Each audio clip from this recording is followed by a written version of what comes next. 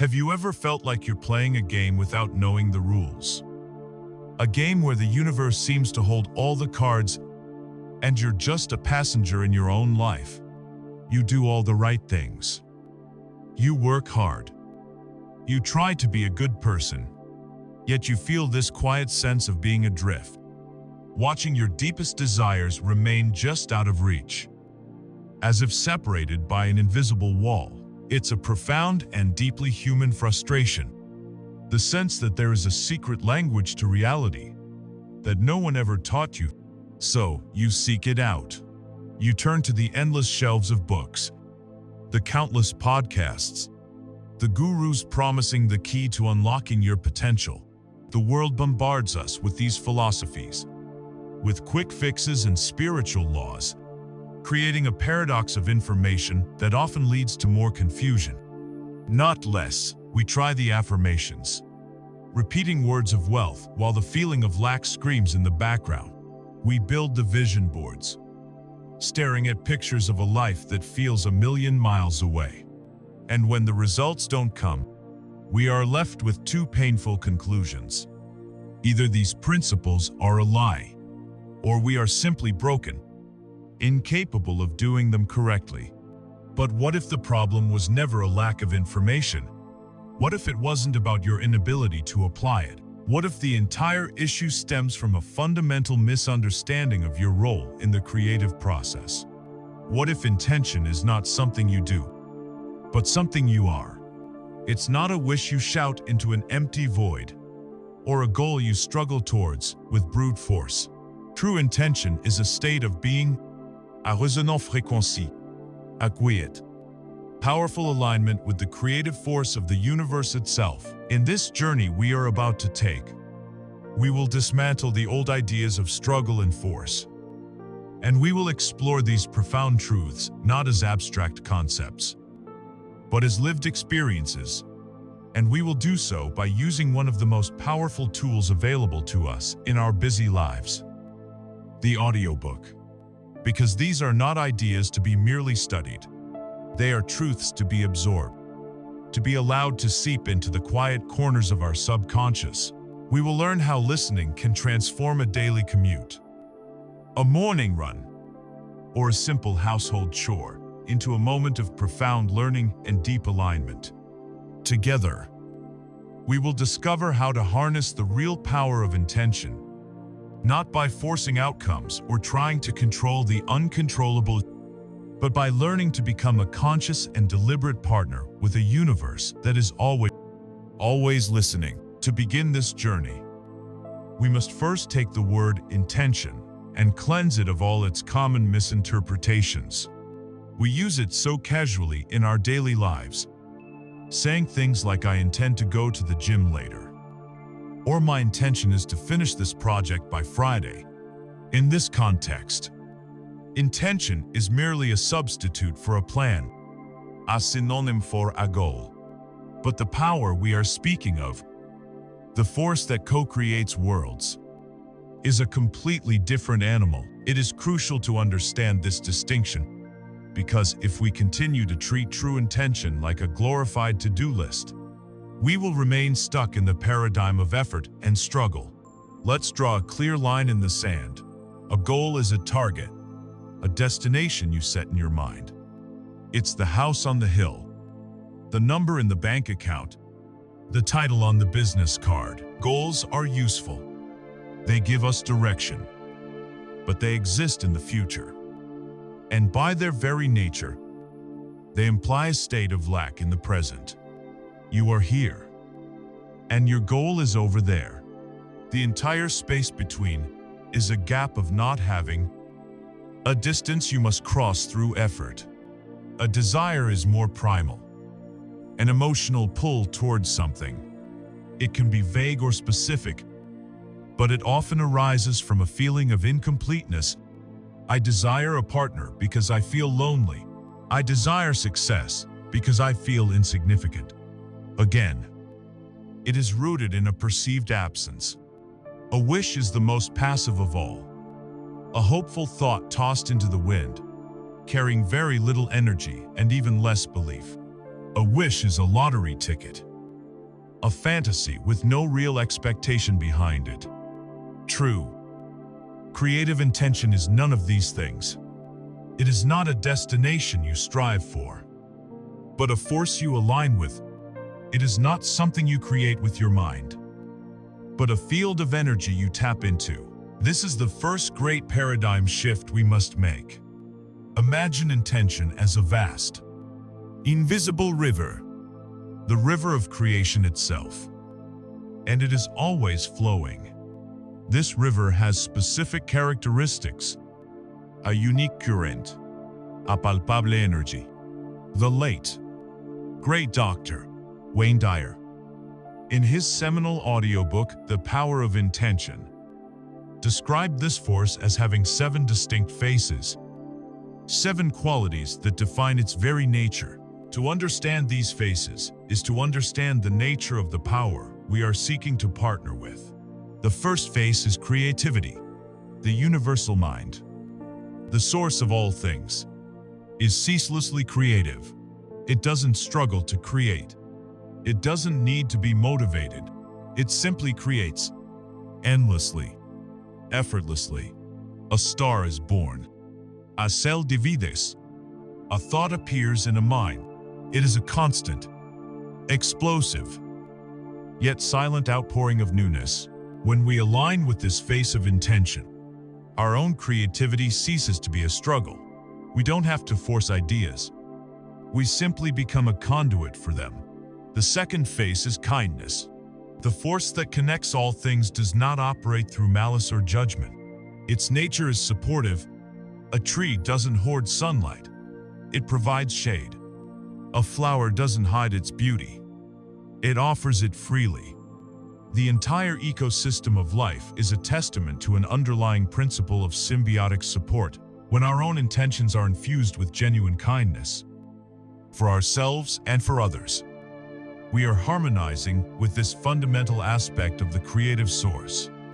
An intention for wealth that includes a plan to harm or exploit others is a discordant note, a frequency that cannot be sustained by the universal orchestra.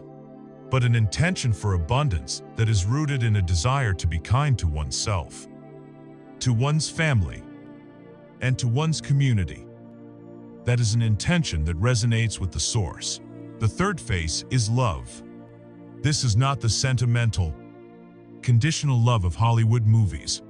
This is the unconditional, non-judgmental energy that holds all of reality together. It is the fundamental acceptance of what is. It is the force that sees the wholeness in all things, even in their apparent brokenness. When we approach our intentions, not from a place of hating our current circumstances, but from a place of loving the possibility of what can be, we are tuning into the most powerful frequency in the universe. Hating your debt will only attract more debt, because the dominant energy is hate. But loving the idea of freedom, of security, of the ability to give generously, that is an intention aligned with love, and it is a signal the universe can work with. The fourth face is beauty. The source energy does not create ugly things. We may perceive them as such through our limited human filters, but from the intricate pattern of a snowflake to the vast swirl of a galaxy, the universe is an artist. It delights in form, in color, in texture. It seeks to express beauty everywhere. When you make it your intention to see and create beauty in your own life, you are aligning with this face.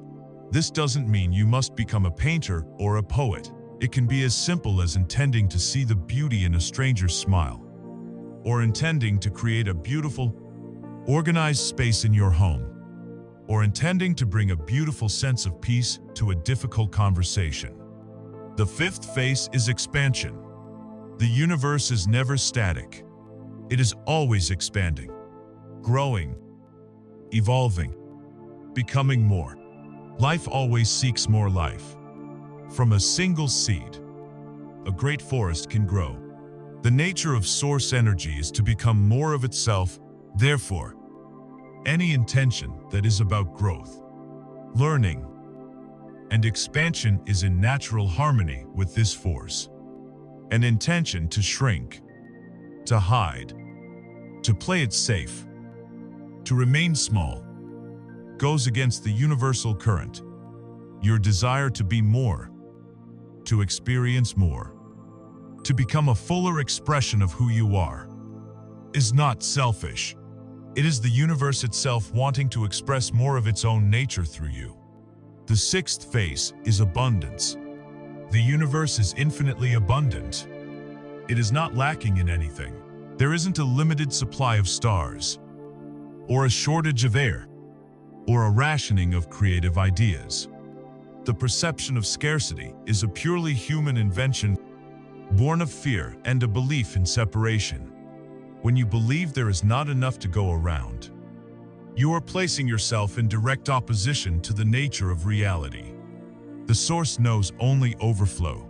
To align with this phase is to cultivate a consciousness of abundance, to see the richness that is already all around you, and to set your intentions from a place of knowing that the supply is limitless.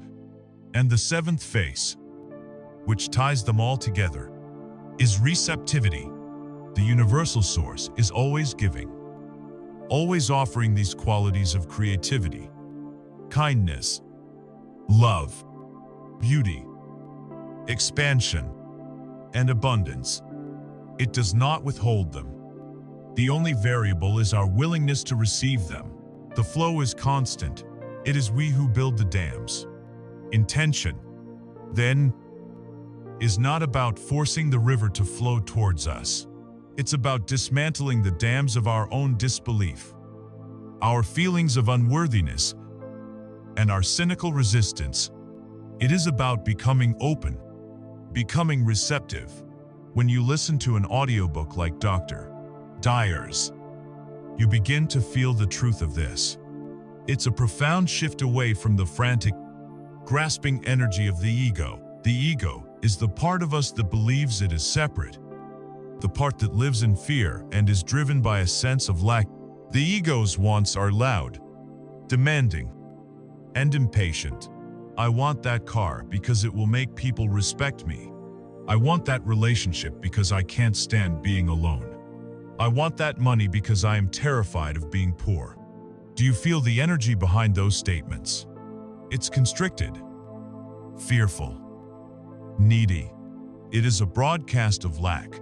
The soul, the part of you that is connected to the universal mind, has serene intentions that emerge from a sense of wholeness. My intention is to experience freedom and joy, and a beautiful car is a wonderful symbol of that. My intention is to share and receive love, and I am open to a relationship that reflects this wholeness. My intention is to align with the universal flow of abundance, to be a channel for its creative expression. The feeling is completely different. It is open, trusting, peaceful, and powerful. This is the redefinition that changes everything. Intention is not a command you bark at the cosmos. It is a state of resonance you cultivate within yourself. The universe is not a cosmic waiter taking your order. It is a co-creator that responds to the quality of your energy. It mirrors your state of being. If your state is one of frantic wanting and fear, it will dutifully bring you more circumstances that create frantic wanting and fear.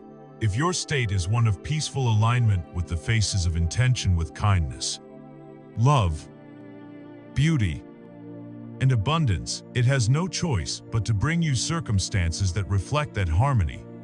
So we see that our work is not external. It is internal. It is not about changing the world. It's about changing our own consciousness.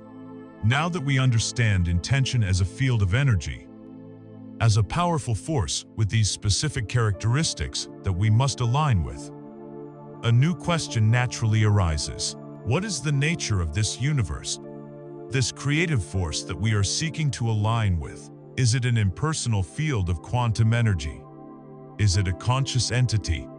Is it God? To partner with it effectively, we must first get to know our partner, having redefined intention as a state of alignment rather than an act of will.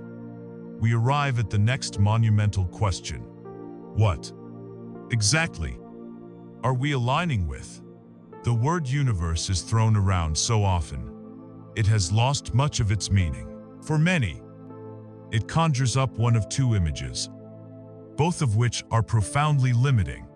The first is the old, inherited image of a distant, patriarchal deity, a man on a throne who watches from above, judging our actions, rewarding the good and punishing the wicked. In this model, we are children, begging for favor, subject to the whims of a powerful, separate being. The second image, born from a certain interpretation of science, is of a cold, mechanistic cosmos, a vast, unfeeling vacuum of space and rock, governed by random chance and cold, hard physics. In this model, we are a biological accident on a lonely planet, and our consciousness is a meaningless flicker in an indifferent darkness. More recently, a third image has emerged from the pop spirituality movement, the universe as a cosmic vending machine. In this view, you insert the right currency, a positive affirmation, a vision board, a gratitude journal, and the universe is obligated to dispense your order. A red sports car, a winning lottery ticket, a perfect partner. While perhaps more empowering than the first two, this model is still deeply flawed. It frames the relationship as purely transactional, reducing the magnificent, creative force of all existence to a mere servant, a genie whose job is to grant our ego's wishes. To truly partner with this force, we must discard all three of these limited concepts. We must evolve our understanding to match what both ancient wisdom and modern science are now telling us. The universe is not a judgmental king. It is not a dead machine. And it is not a vending machine. The universe is a conscious, responsive, and intelligent partner. Our first clue comes from the strange and wonderful world of quantum physics. For decades, physicists have been grappling with an experiment so bizarre. It challenges the very nature of reality as we know it. It's called the double-slit experiment. In simple terms, when scientists fire tiny particles of matter, like electrons, at a screen with two slits in it, the particles behave in a way that makes no logical sense. When no one is watching them, they act like waves of pure potential, passing through both slits simultaneously and creating an interference pattern on the other side. Yet, the moment a measuring device is put in place to observe which slit the particle goes through, its behavior changes instantly. The mere act of observation, the introduction of consciousness into the equation, forces the wave of potential to collapse into a single, definite particle in a single, definite place. Think about the profound implication of this. The stuff of the universe is not solid, fixed, and separate from us. It exists in a state of pure, undefined potential until consciousness interacts with it. Your attention, your focus, your very act of looking at your world is not a passive act. It is a creative act. You are not just observing reality. You are participating in its creation, moment by moment. This is not a new idea. It is, in fact, one of the oldest ideas in human history, a truth whispered by mystics and sages for millennia. Different cultures have used different words, different metaphors, to describe this same fundamental reality. In the ancient Vedic tradition of India, they spoke of Brahman, the ultimate, unchanging, infinite reality that is the divine ground of all matter, energy, time, and space. Brahman is not a he or a she. It is the vast, intelligent, conscious field from which everything emerges. And they taught that our individual consciousness, our Atman, was not separate from Brahman, but an indivisible part of it. The phrase tat tvam asi means thou art that. You are not separate from the creative force, you are an expression of it. In ancient China, the Taoists spoke of the Tao, the natural, organizing principle of the universe. The Tao is not something you can name or define, but it is the effortless intelligence that turns an acorn into an oak tree, that guides the planets in their orbits, and that beats our hearts without any conscious effort from us. To live in accordance with the Tao is to live in a state of effortless flow, in harmony with the creative current of life. The Hermetic traditions of ancient Egypt and Greece spoke of the all, a universal, living mind, stating that the universe is mental, what modern science is now demonstrating in the laboratory with quantum experiments. These ancient traditions understood through deep inner exploration. They are all pointing to the same truth: the universe is a single, unified, living, intelligent field of consciousness. And here's where we can introduce a powerful modern metaphor to help us grasp this. A concept brought into beautiful clarity in the audiobooks of scientist and author Greg Braden. He invites us to imagine the universe as a divine matrix. Think of it as a vast, holographic field made of conscious energy. Everything that has ever existed and will ever exist is connected within this field. It is the container for the cosmos, the bridge between our inner and outer worlds, and the mirror for what we create. Within this matrix, our feelings, our thoughts, our beliefs, and our intentions are not just private, internal experiences. They are disturbances. They are energetic patterns. They are vibrational ripples that we send out into this conscious field. The stuff of the universe, this quantum potential we spoke of, then coalesces and organizes itself around the patterns we provide. This leads us to the most crucial point of all, the one that shifts the entire locus of power from out there to in here. This divine matrix, this conscious universe, is not judgmental. It doesn't have an opinion about your desires. It doesn't decide if you've been good enough to receive what you're asking for. It operates with a perfect, impersonal, and unerring principle. It is a mirror. It simply and perfectly reflects back to you the energy, the vibration, the state of being that you are broadcasting. The universe doesn't give you what you want. It gives you what you are. It shows you a perfect reflection of your own consciousness. If your dominant state of being is rooted in fear, frustration, and a belief that the world is a hard and difficult place, the universal mirror has no choice but to reflect a reality filled with evidence that the world is, indeed, a hard and difficult place. It will bring you more circumstances, people, and events that resonate with that fear and frustration. It's not punishing you. It is simply honoring your signal. It is reflecting your truth back to you. If, however, your dominant state of being is one of trust, gratitude, and a core belief in the kindness and abundance of life, the mirror will reflect that reality instead.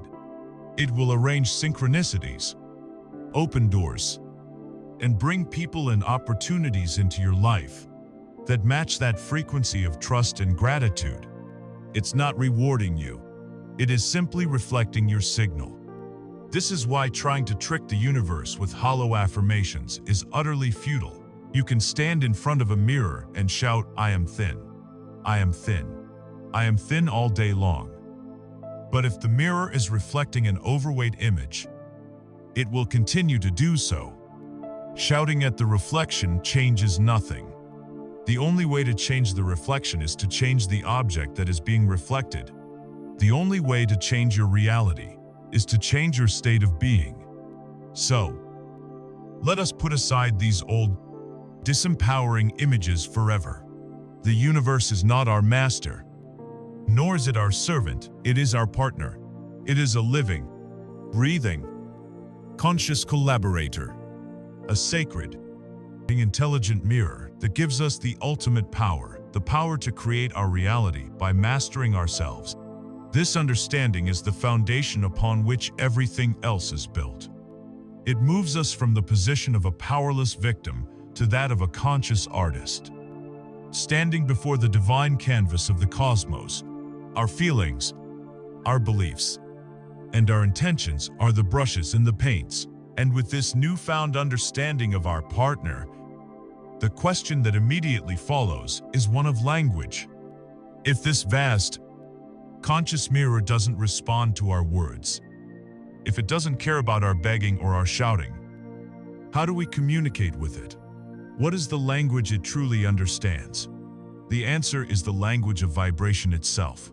If the universe is a conscious, living mirror, a divine matrix that reflects our own state of being back to us, then we are immediately confronted with a vital question of communication. How do we engage with it? What language does this infinite intelligence understand?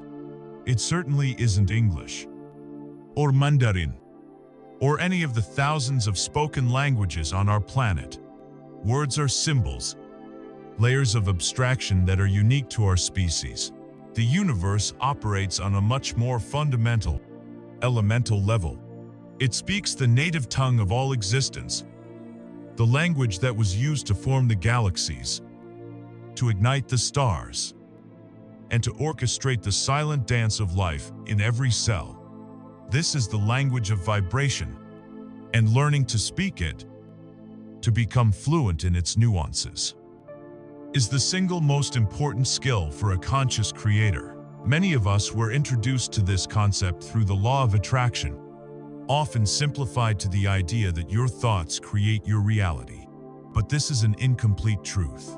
It's like saying that a recipe creates a meal, ignoring the vital importance of the ingredients, the heat of the stove, and the actions of the chef. The law of attraction is a secondary principle.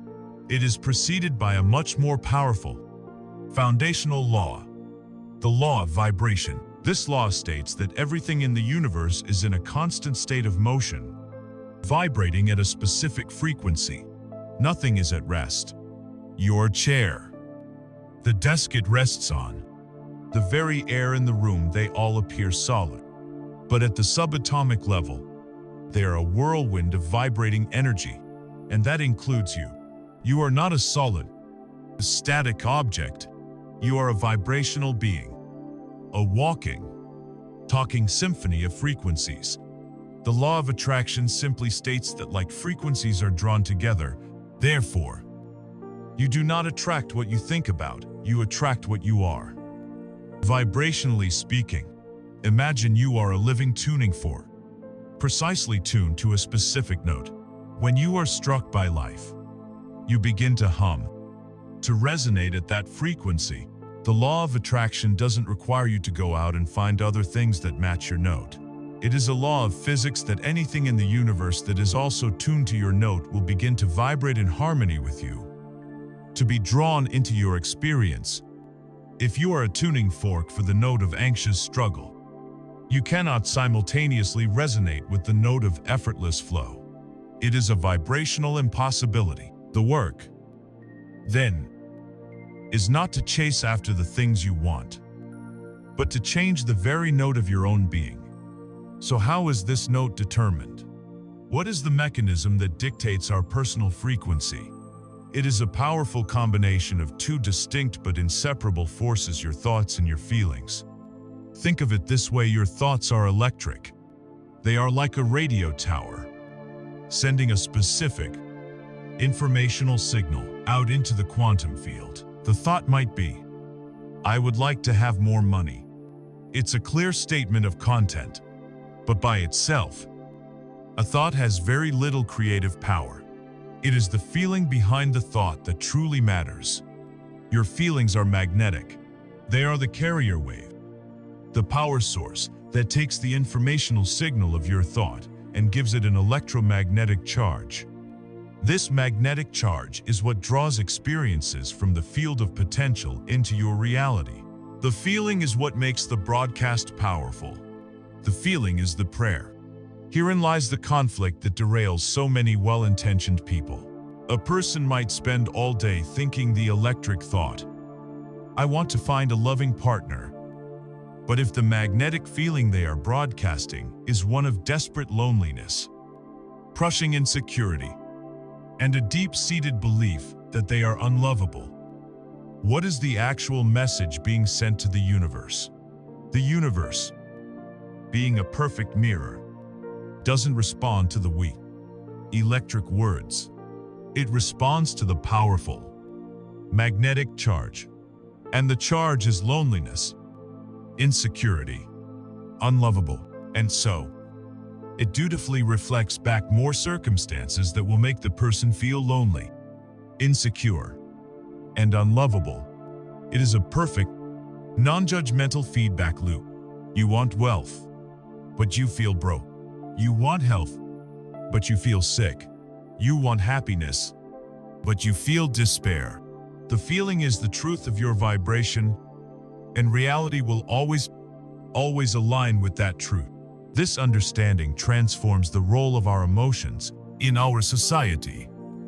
We are often taught to fear, suppress, or manage our emotions, especially the negative ones. But in a vibrational universe, your emotions are your greatest gift. They are your built-in, infallible, moment-to-moment guidance system. They are the compass that tells you, with perfect accuracy, whether you are vibrating in alignment with your true self and your deepest intentions.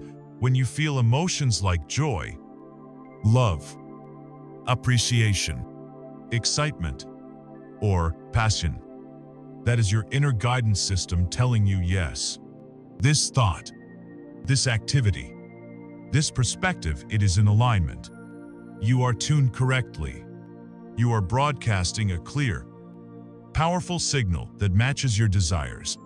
Good feeling emotions are a sign that you are on the path, that you are speaking the language of the universe fluently. Conversely, when you feel emotions like fear, anger, jealousy, blame, guilt, or despair, this is not a punishment.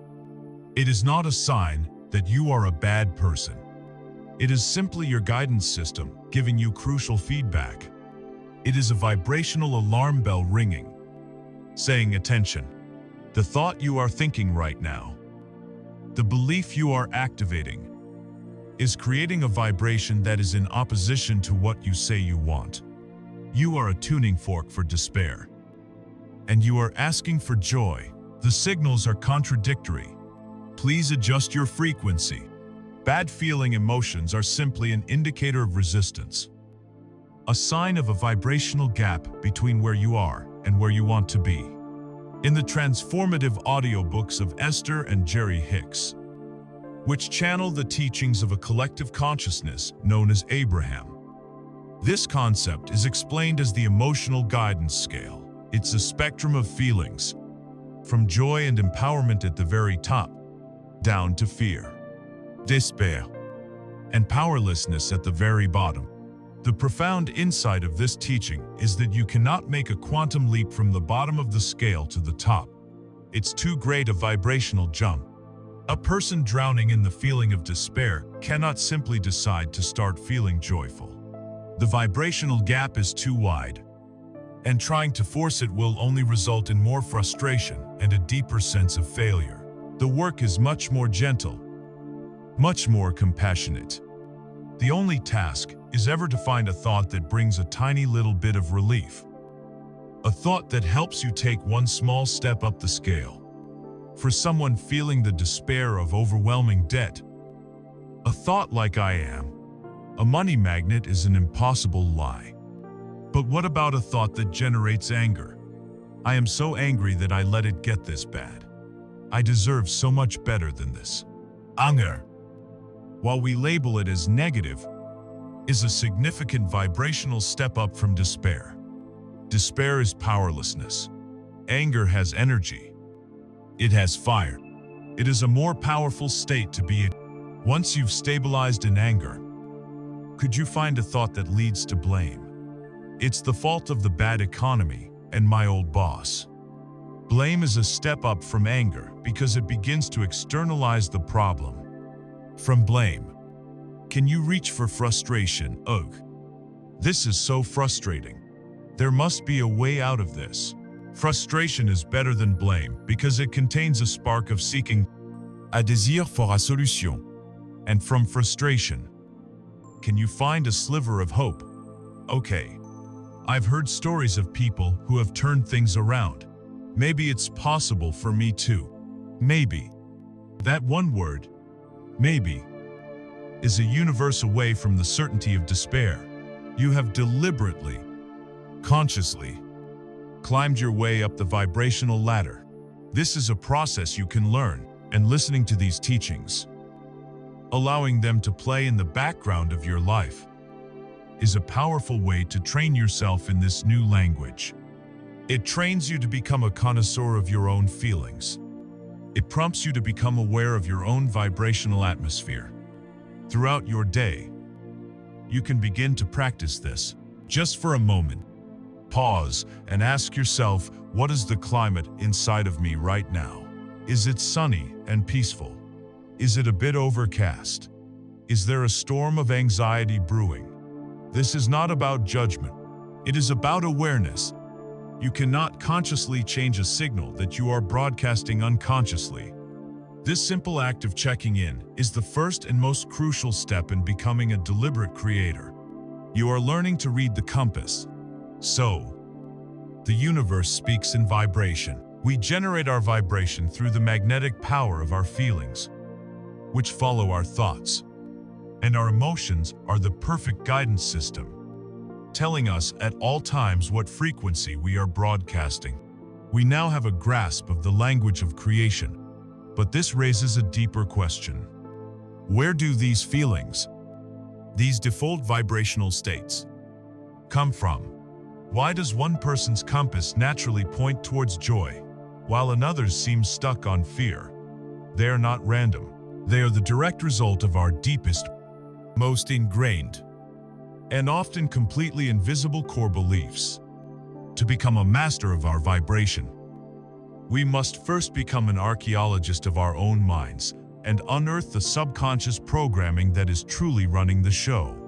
We have established that the universe is a vibrational mirror, responding not to our words, but to the magnetic frequency of our feelings. And we know that our emotions serve as an infallible compass, telling us moment by moment what frequency we are broadcasting.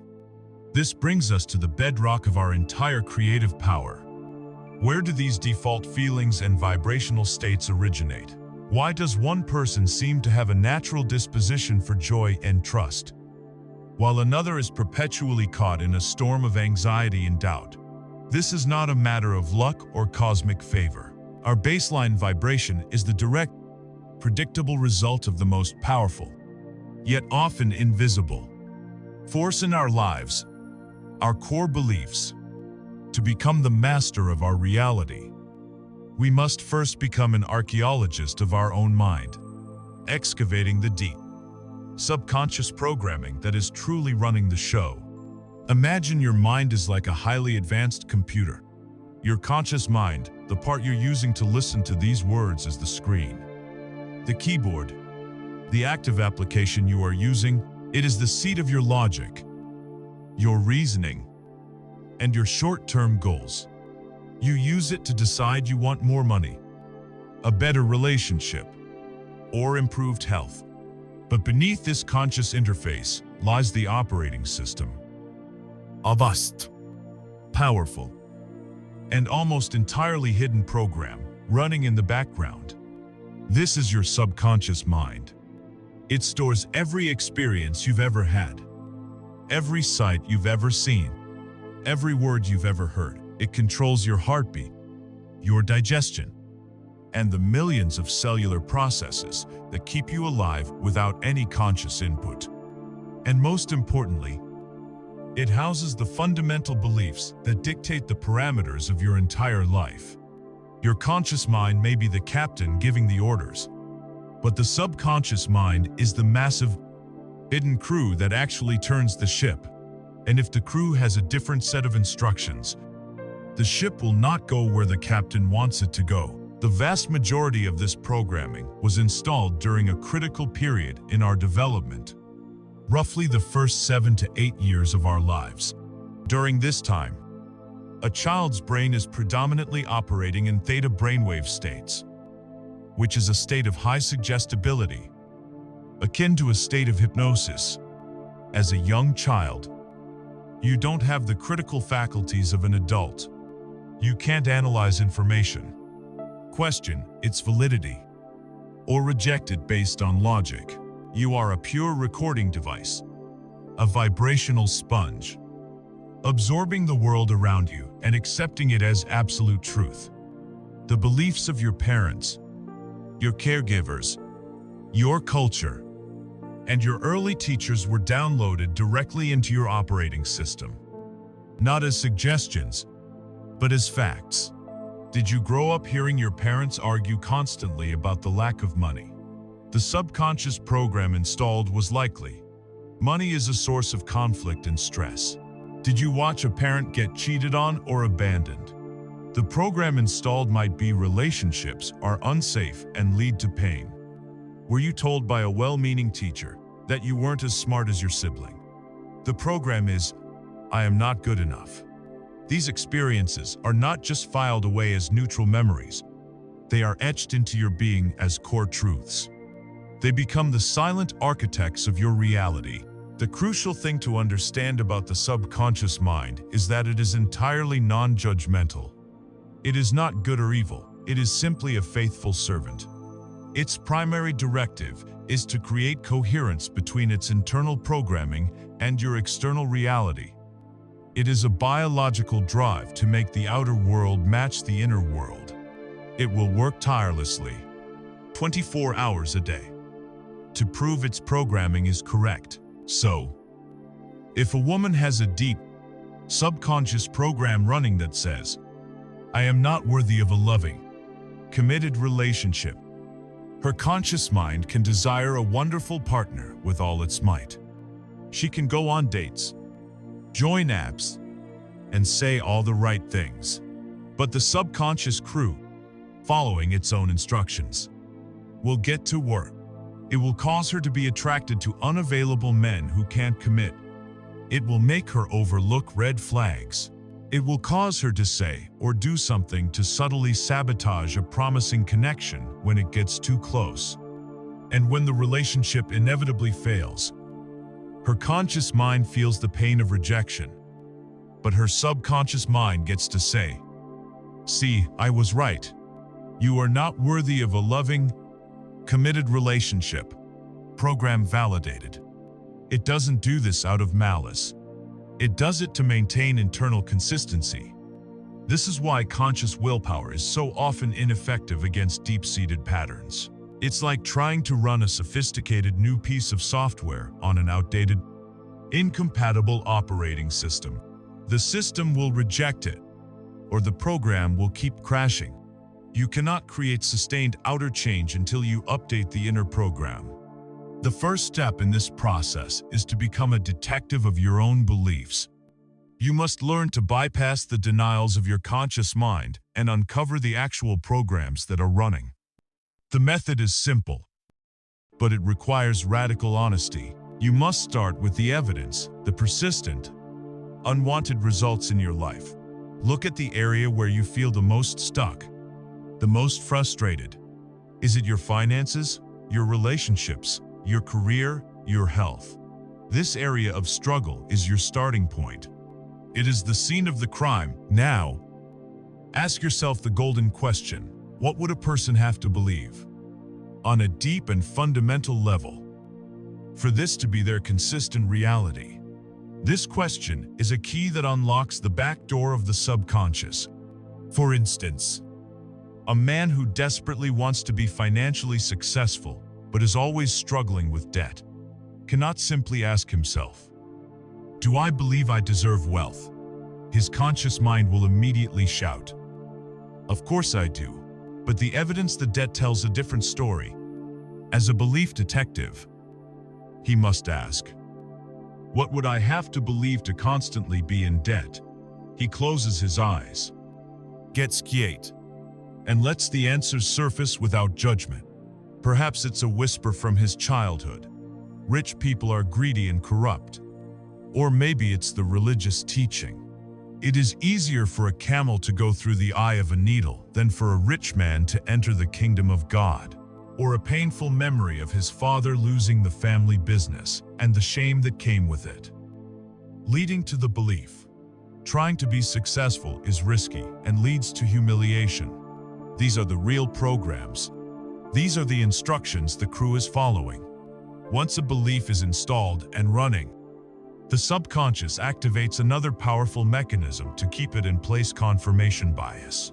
We develop a filter that unconsciously seeks out and pays attention to evidence that supports our existing beliefs, while systematically ignoring or dismissing any evidence to the contrary. If you believe people can't be trusted, you will build a mental file of every time someone has ever let you down. From a friend betraying a secret in 3rd grade to a business partner failing on a promise last year. You will remember these events with vivid, emotional clarity. Meanwhile, the thousands of acts of kindness, trust, and loyalty you experience will be treated as mere exceptions to the rule, and they will be quickly forgotten. Your reality becomes a self-fulfilling prophecy, a closed feedback loop, where your belief shapes your perception, and your perception then reinforces your belief. This is precisely the mechanism that Dr. Joe Dispenza illuminates so brilliantly in his work, particularly in audiobooks like Breaking the Habit of Being Yourself. He takes this concept a step further, showing us that it is not just a psychological process, but a biological one. When we have a thought, it produces a chemical in the brain. When that thought is paired with a strong emotion like the fear from a traumatic event or the shame from a deep humiliation, it creates a powerful, long-term memory that conditions the body. Over time, the body can literally become addicted to the chemical rush of our familiar emotional states. Your body becomes the subconscious mind. You might consciously decide, today, I will be happy and positive. But your body, which has been conditioned for years to the familiar chemistry of anxiety or unworthiness, will soon start craving its fix. It will send a signal back up to the brain, demanding that it think the thoughts that will produce the familiar, desired chemical. And so, your mind will unconsciously drift back to worrying about the future or ruminating on a past hurt, all to satisfy the body's chemical craving. This is the habit of being yourself. It's a cycle where your thinking creates your feeling, and your feeling then creates your thinking, locking you into a biological and energetic prison of your own past. Understanding this can be one of the most liberating moments of your life. It means you are not broken. You are not flawed. You are not being punished. You are simply running a program. And any program that was written can be rewritten. The very act of identifying a limiting belief is a profound victory. You have taken something that was unconscious and brought it into the light of conscious awareness. You have gone into the dark engine room and found the faulty line of code that has been steering your ship off course. You are no longer at its mercy. Now, with the problem identified, we can turn our attention to the solution. We must learn the sacred art of impressing a new, more powerful, more life-affirming belief upon that faithful, waiting, subconscious mind. We must learn how to rewrite the code. We have journeyed into the engine room of our own being and identified the faulty lines of code, the limiting core beliefs that have silently steered our lives. We've brought them from the unconscious darkness into the light of conscious awareness. This is a momentous achievement, but it is only the first step. For what do we do now? We cannot simply fight the old belief with brute force or argue it into submission. The conscious mind, the seat of willpower and logic, is the wrong tool for this job. Trying to overpower a subconscious program with conscious will is like trying to change a computer's operating system by shouting at the screen. It doesn't work because you are speaking the wrong language. To truly rewrite the code, to install a new and empowering belief, we must learn to speak the native tongue of the subconscious mind itself. The language of feeling. Simple, repetitive affirmations often fail for this very reason. A person standing in front of a mirror, looking at a reflection they despise, and chanting "I love and accept myself," is creating a state of profound internal conflict. The words are hollow because the feeling, the dominant vibration, is one of self-rejection. This creates a cognitive dissonance that the subconscious mind cannot resolve, so it rejects the new input and defaults to its existing program. The subconscious is not a logician, it is an artist. It doesn't think in words and sentences, it thinks in images, symbols, and sensory experiences. It is the mind of the dreamer, the realm where you can fly, breathe underwater, or experience entire lifetimes in a moment. To communicate with this powerful, non-rational part of ourselves, we must become artists and dreamers. 2.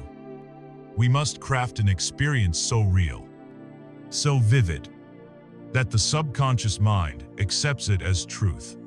There is perhaps no greater teacher of this sacred art than the 20th century mystic and lecturer, Neville Goddard. Long before the law of attraction became a household phrase, Neville was teaching a powerful, direct, and stunningly effective form of spiritual technology. Listening to his audiobooks, with their commanding yet compassionate tone, is like discovering the original, unedited manual for conscious creation. Neville's core premise is that our own human imagination is the creative power of God in action. It is not a fantasy or a tool for escapism. It is the very workshop where reality is forged. His most famous work, aptly titled "Feeling is the Secret," provides the complete blueprint for this process. The entire technique hinges on accessing the subconscious mind when it is most receptive. Neville identified this gateway state and gave it a simple name: the state akin to sleep, or S.A.T.S. This is that magical, drowsy window of time just before you drift off into deep sleep, or in the hazy moments just as you are waking up. In this state, the conscious mind, the guardian at the gate with all its doubts, fears, and critical objections, is immobilized. Its defenses are down. This quiet, relaxed state gives us direct, unfiltered access to the subconscious, the fertile soil where we can plant our new seeds. To enter this state is simple. You lie down, get comfortable, and gently relax your body. Take a few deep breaths, and with each exhale, feel your body becoming heavier. Sinking into the bed, you are not trying to force anything. You are simply inducing the pleasant, drowsy feeling that precedes sleep. Once you are in this relaxed, receptive state, the creative work begins. Here, Neville's instruction is precise. You do not visualize the long, complicated journey to your desire. You do not imagine yourself struggling, or working, or getting the lucky break. Instead, you construct a short, simple, vivid scene that implies your wish has already been fulfilled. This is a critical distinction. The scene must be an event that would take place after your prayer has been answered. For example, if your desire is for a promotion at work, you would not visualize yourself acing the interview. That implies you haven't gotten it yet. Instead, you might construct a scene of a close friend or your spouse shaking your hand firmly and saying, "I can't believe it. You actually got the promotion. Congratulations."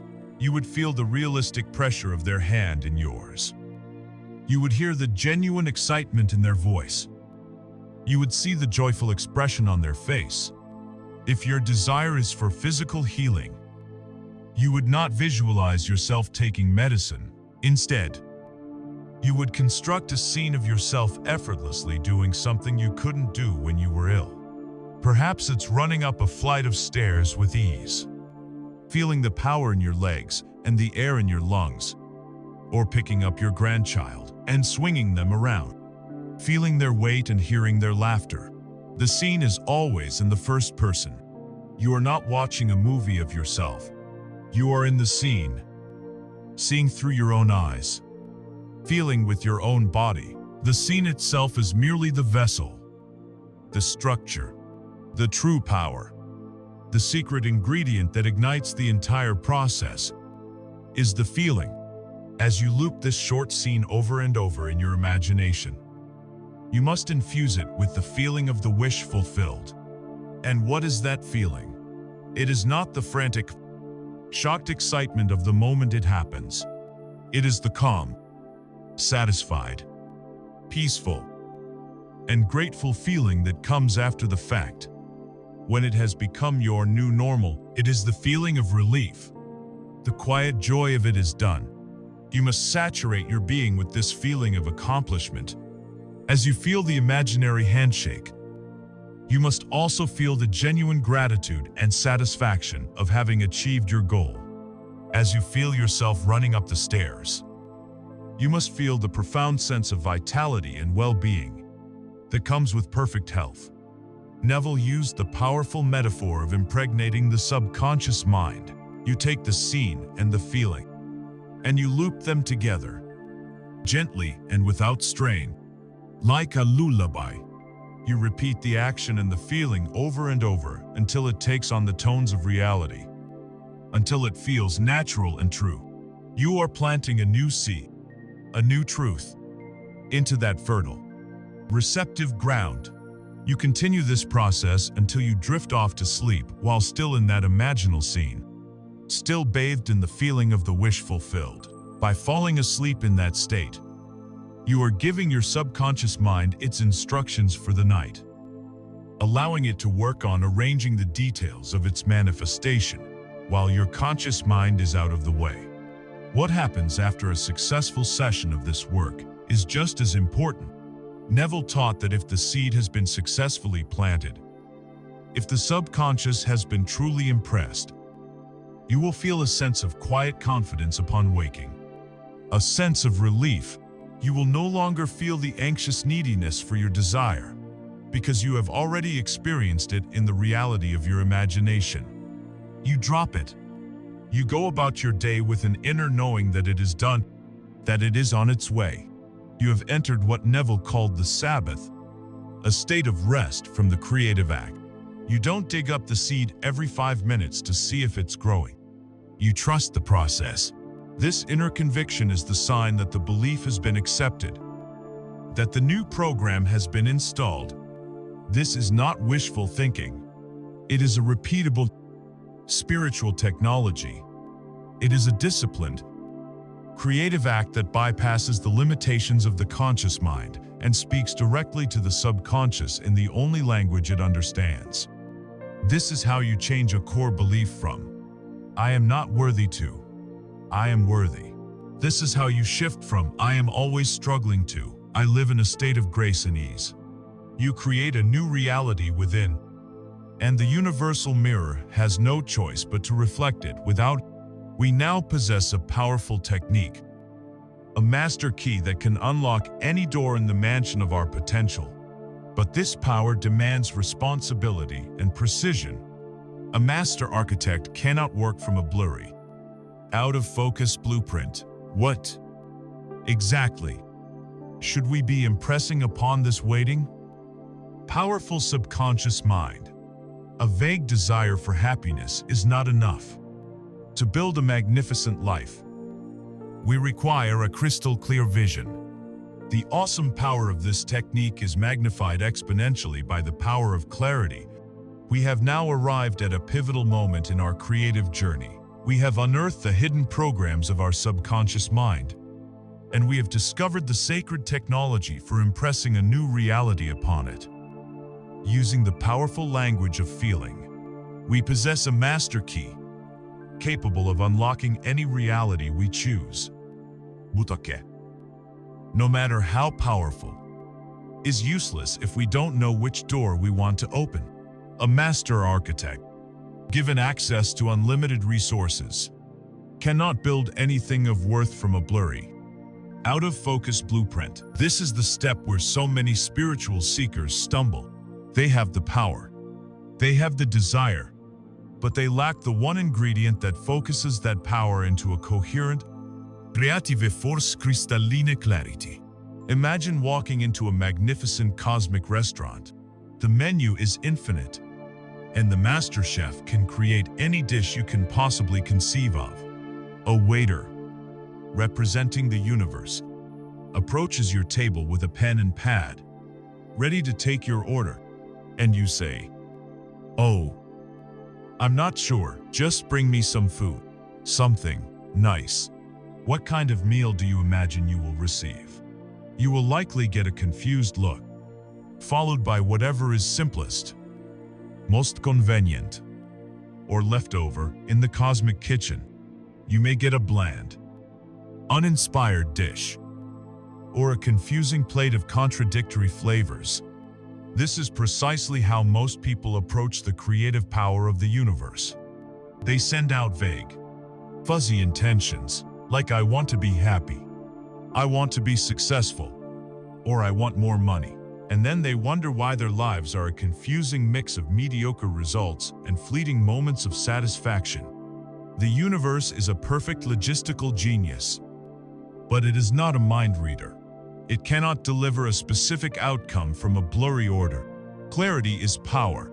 It acts like a laser, taking the diffuse, scattered light of your desire and focusing it into a single, coherent beam of energy that can burn through obstacles and manifest with precision. To achieve this clarity, we must first understand the great division of labor in the creative process. There is your job, and there is the universe's job. And it is essential not to confuse the two. Your job, as the conscious director of your life's movie, is to become relentlessly, exquisitely clear on the what. What is the end result? What is the final scene? What does your fulfilled desire look like, sound like, smell like, and most importantly, what does it feel like? This is your domain, your sacred responsibility. You are the architect drawing the final blueprint, the composer writing the final triumphant chord. The job of the universe, with its infinite intelligence and its view of the entire cosmic chessboard, is the how your desire will manifest. The intricate and often surprising sequence of events that Neville Goddard called the Bridge of Incidents is the exclusive domain of the universal mind. It can see all the variables, orchestrate the movement of billions of people and circumstances, and devise the most elegant, efficient, and harmonious path to your destination, a path your limited conscious mind could never conceive of. The greatest mistake a conscious creator can make is to meddle with the how. When you start obsessing over how the money will come, or how you will meet the right person, you are stepping out of your role as the director and trying to do the job of the entire film crew, the lighting department, and the studio executives all at once. You are acting from your ego, which can only see a few feet ahead. This meddling creates immense resistance. It is a vibrational broadcast of doubt, a signal to the universe that you don't really trust it to handle the details. By trying to control the how, you slam the door on a million other creative possibilities and force the universe to work through a single, narrow, and often blocked channel. Your job is to define the destination, not to map the route. So how do we gain this essential clarity on the what without activating the ego's resistance? A wonderful and potent technique for this is a simple game you can play with yourself. A process made popular by the teachings of Abraham Hicks. It is the "wouldn't it be nice if" game. The psychology behind this is brilliant. The phrase itself is soft, playful, and completely non-threatening. It bypasses the cynical guardian of the conscious mind who loves to shout, "That's impossible," or "But how are you going to do that?" It feels like a daydream, an innocent exploration of possibility, instead of a rigid, forceful affirmation like "I am a best-selling author," which might feel like a lie and create internal conflict. You gently play the game. You relax and ask, "Wouldn't it be nice if I found the perfect idea for a book? One that I was passionate to write? Wouldn't it be nice if the words just flowed out of me effortlessly? Wouldn't it be nice if I connected with an agent who completely understood my vision and championed my work? Wouldn't it be nice if I got a publishing deal that gave me the freedom to write full-time?" Each of these questions feels good. Each one opens a door of possibility without demanding an immediate plan of action. You are gently and joyfully painting the details onto your blueprint, adding color and texture to your final scene, all while keeping the resistant ego at bay. This process of clarification leads us to the most profound and powerful level of intention setting. It requires us to ask one more question. Why? Why do you want what you say you want? If you want the $1 million, why? If you want the beautiful home, why? If you want the romantic partner, why? The answer to this question reveals the true target of your intention. You will find that you do not actually want the thing itself. You want the feeling that you believe the thing will give you. You don't want the pile of cash.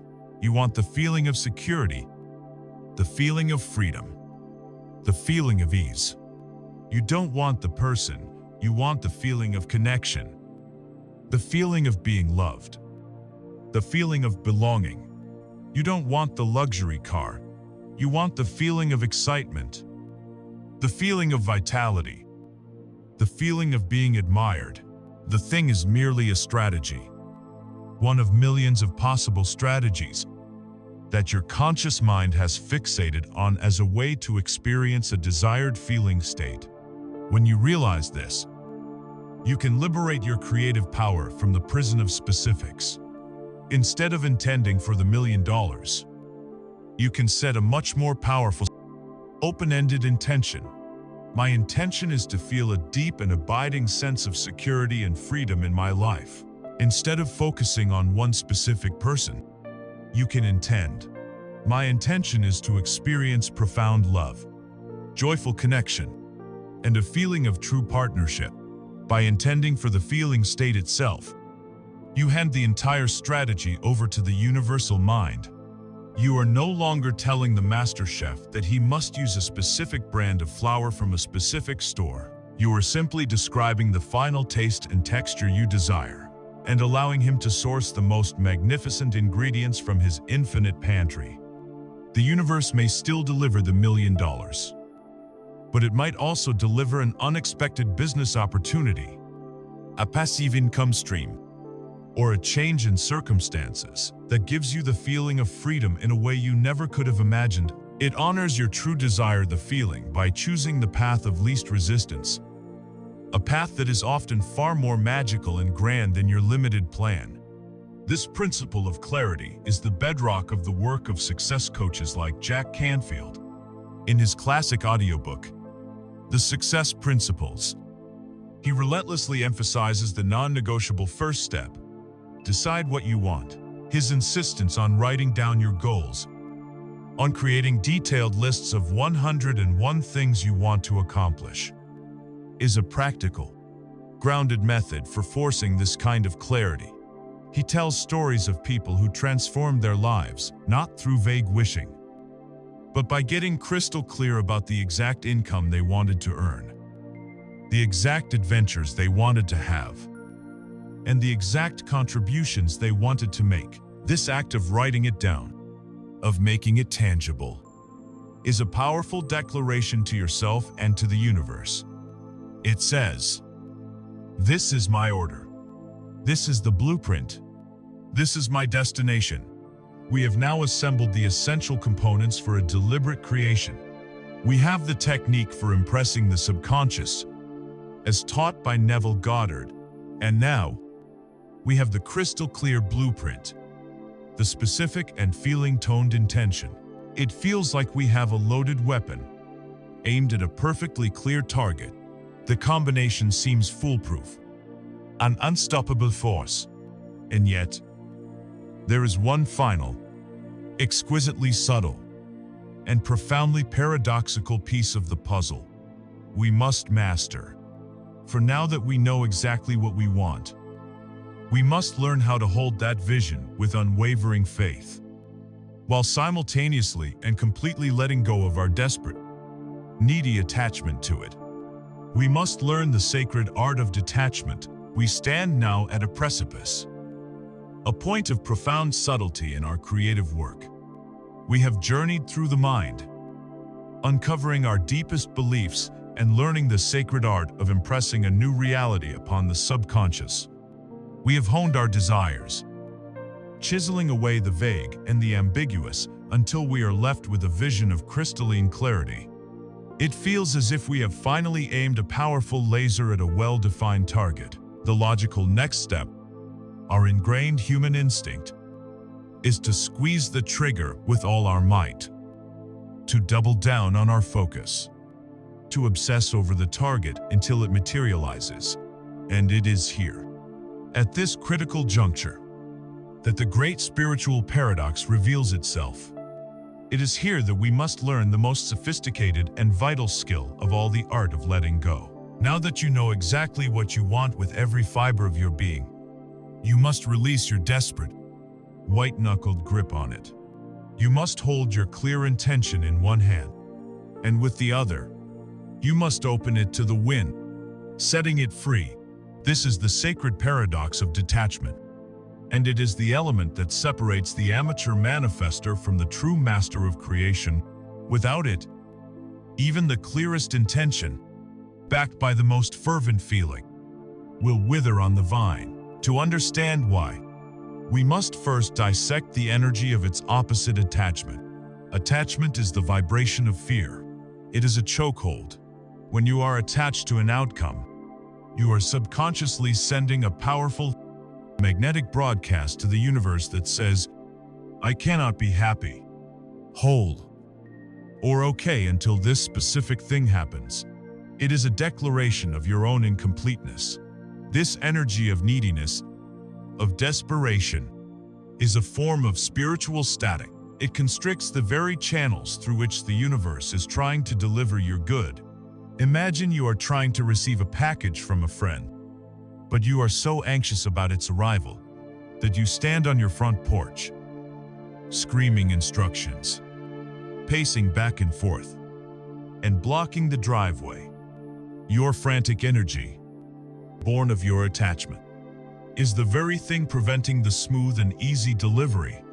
This is what we do on an energetic level.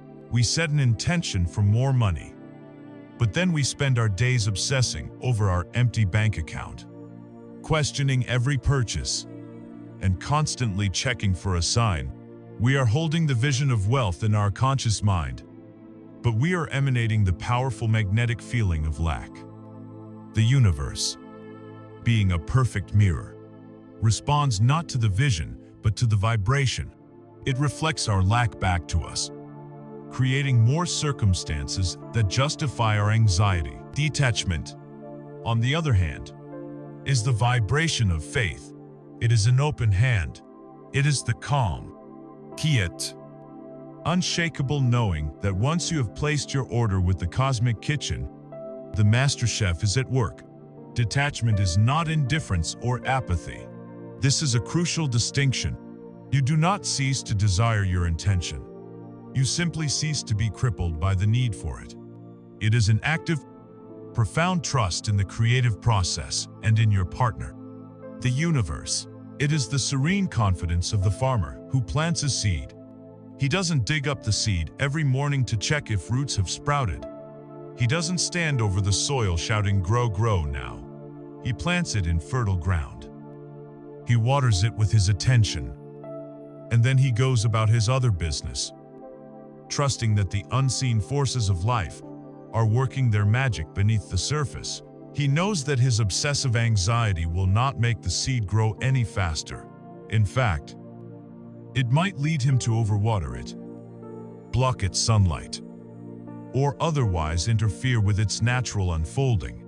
This is the balancing act we must learn. During your dedicated times of practice, whether it's the Neville Goddard S technique at night, or a morning visualization, you hold your vision with all the clarity and feeling you can muster.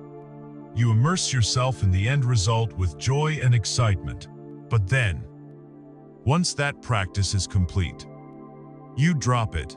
You go about your day, and you find your happiness now. This is where the profound wisdom of a spiritual master like Eckhart Tolle becomes not just a beautiful philosophy, but a practical tool for manifestation. In his transformative audiobook, The Power of Now, Tolle teaches that the source of all human suffering is our psychological tendency to resist the present moment and to live in the imagined past or future. The ultimate act of detachment is to source your well-being not from a future accomplishment, but from the simple, sacred isness of the present moment.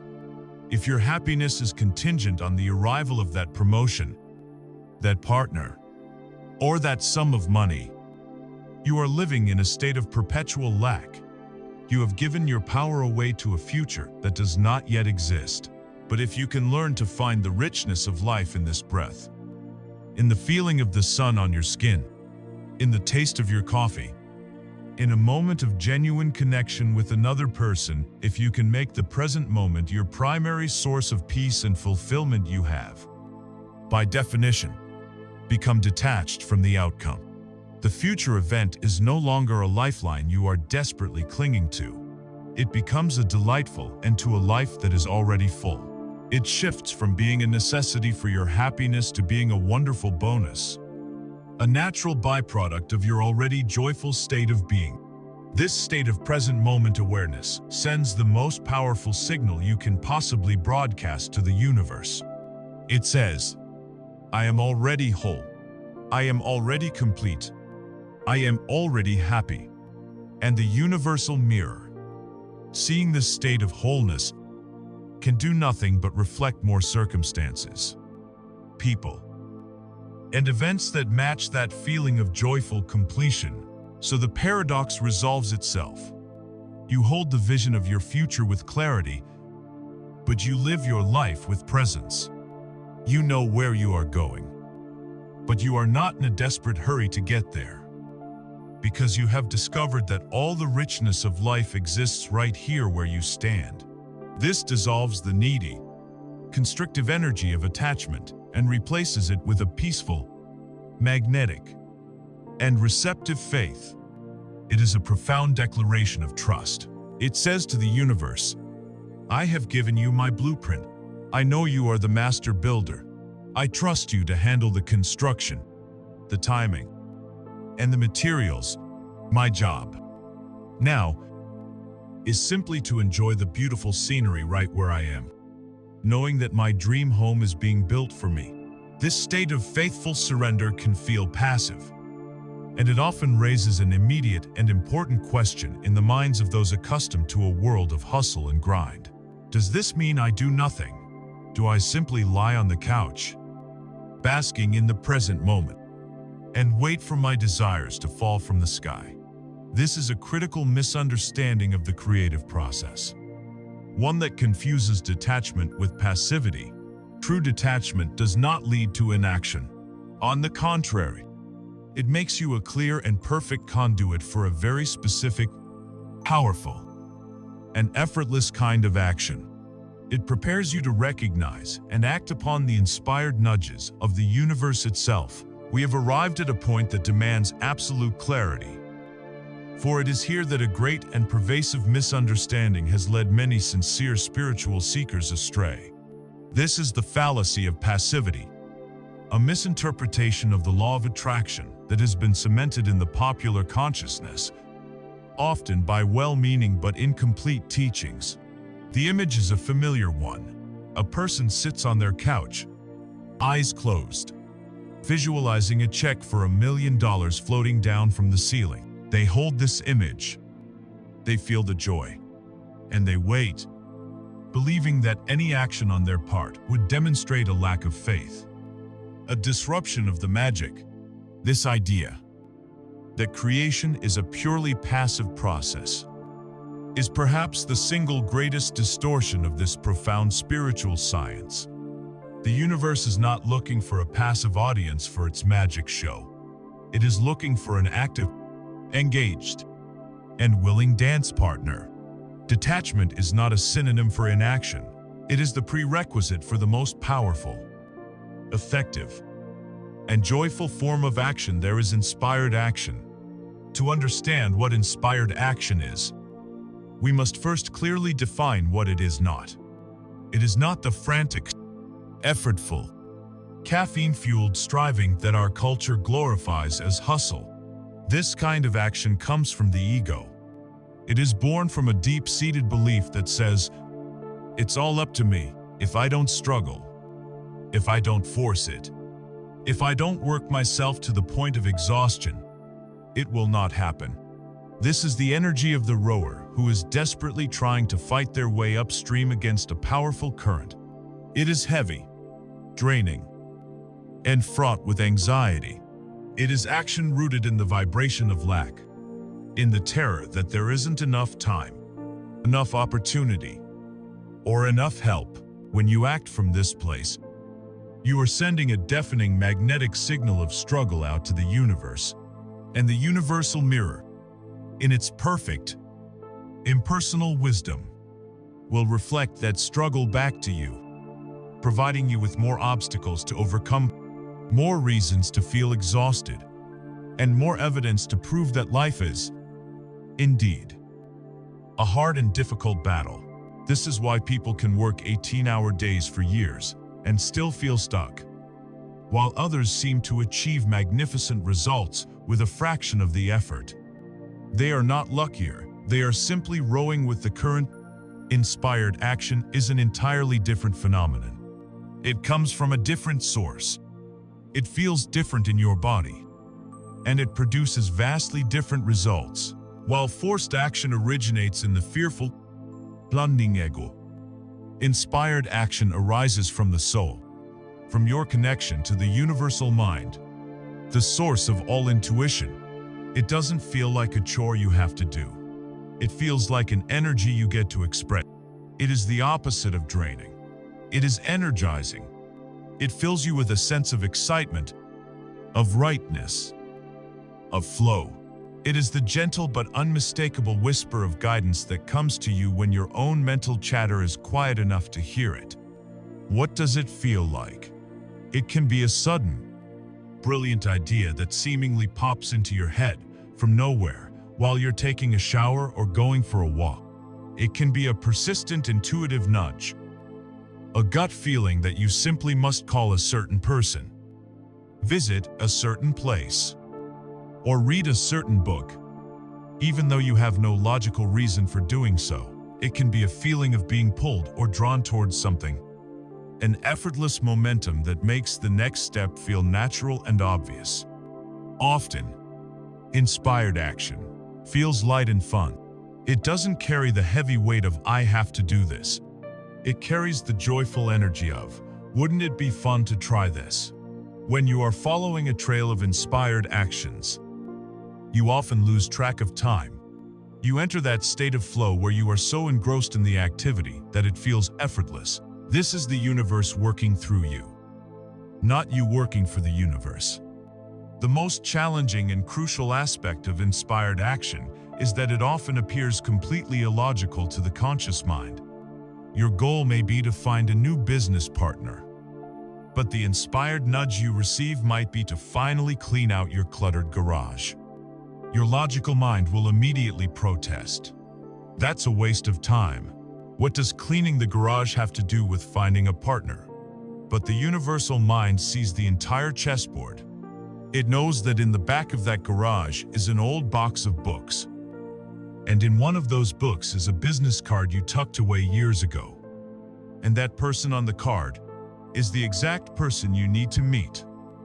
And they just happen to be in your city for a conference this week.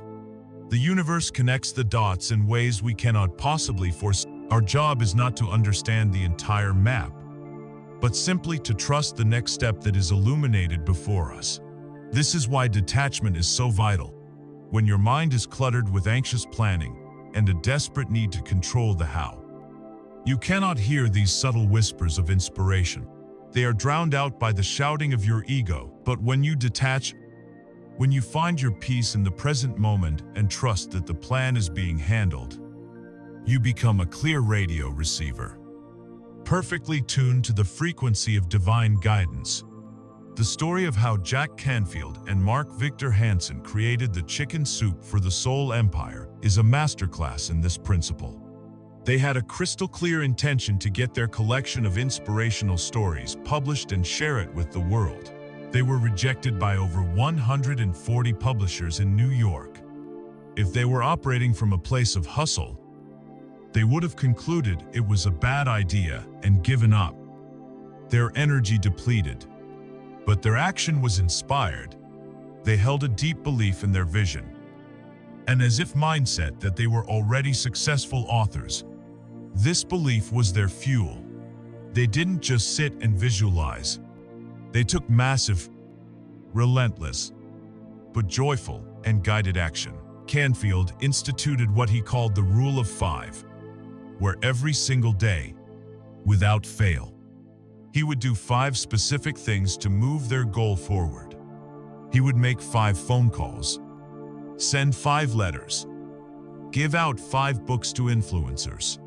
This wasn't a desperate, anxious struggle. It was a disciplined, focused, and energized game. It was a daily practice of following the next inspired step. The action felt purposeful because it was aligned with their clear vision.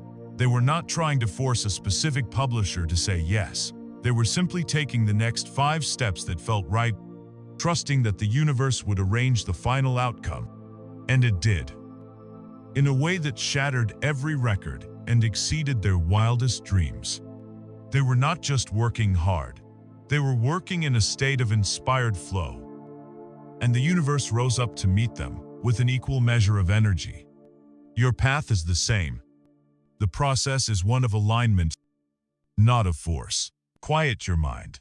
Cultivate that state of detached trust. Then, listen. Listen for the nudge. Pay attention to the sudden idea. Honor the gut feeling. When it comes, do not hesitate. Do not overanalyze it. Act on it with a sense of playful curiosity. Whether the action is as small as sending an email or as large as booking a flight. If it feels light, exciting, and right, it is your next step on the bridge of incidents.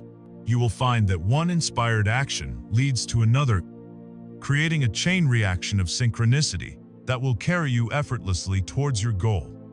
The journey of manifestation is not a passive wait. It is a joyful dance. And the universe is simply waiting for you to hear the music and take the first step. If inspired action is the engine of our creative journey, the physical mechanism that moves us through the world, then gratitude is the high-octane fuel that makes it run with explosive power and effortless grace.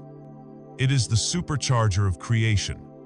Like so many of the profound spiritual tools we have discussed, the word gratitude has been diluted by common usage, reduced to a polite courtesy, a simple thank you, muttered in response to a kindness.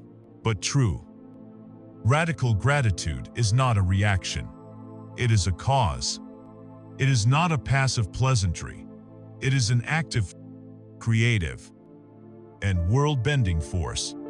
Understanding and harnessing this force will do more to accelerate your journey and amplify your results than any amount of struggle or strife. To grasp its power, we must once again return to our core understanding of the universe as a vibrational mirror. It reflects not what we want, but what we are. Let us consider the energetic signature of our desires. When you are in a state of wanting something, the underlying vibration is one of lack. The very act of wanting confirms its absence from your current reality. It is a broadcast of, I do not have. When you are in a state of hoping, you are sending out a frequency of uncertainty. Hoping implies that it might happen, but it also might not. When you are in a state of needing, you are broadcasting the most powerful signal of lack possible. Adesperate. Constricted energy of I am incomplete without this. All of these states, while perfectly normal and human, are energetically misaligned with the experience of having already received your desire. Now, consider the feeling of gratitude. What is the one moment when the feeling of genuine gratitude is most natural and automatic? It is the moment after your prayer has been answered. It is the feeling you have when the check has arrived, when the relationship is secured, when the doctor has given you the all-clear. Gratitude is the vibrational signature of receiving. It is the energetic frequency of a fulfilled desire. And here lies the secret, the quantum key to its creative power. When you learn to feel gratitude before the evidence has appeared, when you cultivate a state of thankfulness for your desire as if it has already happened, you are performing the ultimate act of creative alchemy. You are consciously choosing to broadcast the precise frequency of your answered prayer out into the divine matrix. You are tuning your entire being to the channel of your destination. The universe, being a perfect mirror, must, by law, reflect the reality that matches that signal. It has no other choice. Feeling grateful for the money you desire before it arrives is a declaration of faith that closes the vibrational gap between you and your goal. It is telling the universe, thank you for the money, which is a profoundly different signal from please, I need more money. One is a statement of faith and fullness. The other is a plea from a place of lack. This is not just esoteric philosophy. It is increasingly being validated by the tangible findings of modern science. The practice of gratitude literally rewires your brain. Through a process known as neuroplasticity, consistently focusing on things to be thankful for strengthens the neural pathways associated with positive emotions like joy, optimism, and contentment. It makes positivity your brain's default setting. On a biochemical level, gratitude has been shown to boost levels of serotonin and dopamine, the neurotransmitters of well-being, while simultaneously reducing levels of cortisol, the primary stress hormone that keeps us in a state of fight-or-flight anxiety. Shifting your focus to gratitude physically moves your nervous system from the stressed sympathetic state to the calm, healing parasympathetic state. It makes you a healthier, more resilient, and biologically more magnetic being. You become less reactive to petty annoyances and more attuned to the quiet miracles that are always unfolding around you. So how do we cultivate this state? Especially when our external reality might seem to offer little to be grateful for. We must practice it with the same discipline we would bring to learning a new language or a musical instrument. In her phenomenally practical and accessible audiobook, The Magic, author Rhonda Byrne lays out a 28-day program designed to do just this. She transforms gratitude from an abstract concept into a daily, tangible practice. One of the simplest yet most profound exercises she offers is the magic rock. The instruction is simple. Find a smooth stone or rock, something that feels good in your hand. Each night, as you get into bed, hold the rock and allow your mind to scan back over your day. Find the single best thing that happened to you that day. It could be large or small, a kind word from a colleague, a moment of beauty in nature, a problem that got solved. As you hold that one thing in your mind, say the words, thank you, and feel the genuine gratitude for it with all your heart. This simple ritual accomplishes two powerful things. It forces your mind to actively hunt for the positive, rewiring its focus away from lack and problems. And it ensures that the very last vibration you broadcast before entering the receptive state of sleep is one of genuine thankfulness. For those focused on financial abundance, Burn offers a tool like the Magic Check, a powerful act of creative imagination. You literally print a blank check, make it out to yourself from the universe, and fill in the amount you intend to receive for a specific purpose. You then carry this check with you every time you look at it. You don't just see a piece of paper. You allow yourself to feel the genuine thrill, the excitement, and the overwhelming gratitude you would feel if you had just received that money for real. This is not about fooling yourself. It is about training your nervous system to resonate with the feeling of abundance, making you a vibrational match for its physical manifestation. Beyond these specific tools, a foundational practice is the daily gratitude list, or gratitude rampage.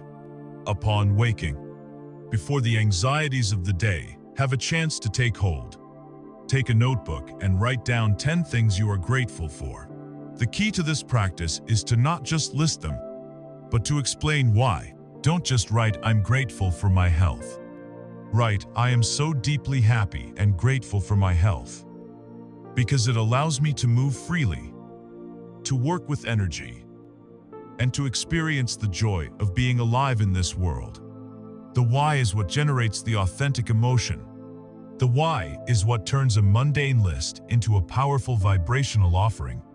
As you become more fluent in the language of gratitude, you can graduate to the most advanced practice of all, being grateful for your problems. This seems paradoxical, even nonsensical at first glance. Why would anyone be grateful for a setback, a challenge, or a painful experience? This practice requires a profound shift in perspective. It requires you to adopt the deep faith that nothing in your life is random and that everything is serving your ultimate expansion. The problem is not a punishment. It is a gift in disguise. It is either a catalyst, an irritant designed to force you to develop a strength, a talent, or a resilience you didn't know you possessed. Or it is a divine redirection, a closed door that is gently but firmly guiding you away from a path that was not for your highest good. The business that fails is teaching you a lesson you needed for your next, far more successful venture. The relationship that ends painfully is clearing the space for the partner who is truly aligned with your soul. Like an oyster that can only create a lustrous pearl in response to the profound irritation of a grain of sand. We often form our greatest strengths and receive our greatest blessings only in response to our challenges. To feel gratitude for the challenge itself is an act of supreme faith. It is to say to the universe, "I don't understand how, but I trust that this is for me. Thank you for this lesson. Thank you for this redirection. Thank you for this opportunity to grow." Gratitude, then, is the master key. It is the fuel that makes inspired action feel joyful and effortless. It is the practice that rewires our minds and bodies for well-being. And most importantly, it is the active, creative force that shifts our entire energetic state from one of seeking to one of attract. It opens us up. It makes us receptive. And it signals to the universe that we are ready for our good. But this raises a crucial and often overlooked question. The universe may be ready to deliver, and our gratitude may have signaled our readiness to attract. But have we truly learned how to receive? We have fueled our creative engine with the high-octane power of radical gratitude. Our signal is clear. Our vibration is high. And the universe, in its perfect responsiveness, is now moving heaven and earth to match our broadcast. The floodgates of abundance are open, and a torrent of good, of opportunities, of connections, of resources, of love is rushing towards us. But now we must confront a strange and deeply hidden obstacle. a dam that we ourselves have built, often unknowingly. Right at our own front door, we have become masters of broadcasting a signal. But many of us are utterly inept at the one thing required to complete the circuit: the simple act of receiving. This may sound absurd at first. Who wouldn't want to receive the very things they have been asking for? If you look closely at your life and your reactions, you may discover a subtle, pervasive, and powerful resistance to accepting the good that is trying to reach you. It is a hidden program of unworthiness, a spiritual kink in the hose that chokes the flow of abundance just as it is about to arrive. This block is not your fault. It is the result of deep cultural and childhood conditioning, a virtuous-sounding lie that we have accepted as truth. That lie is the distorted maxim: it is better to give than to receive. On the surface, it sounds noble and selfless, but it has been twisted in our collective subconscious to mean that giving is divine while receiving is selfish, that givers are good while receivers are needy, that to be a person of value, you must always be the one helping, never the one being helped.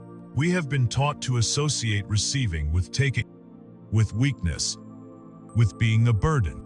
And so, we have built an entire identity around being the giver, the strong one, the one who has it all together.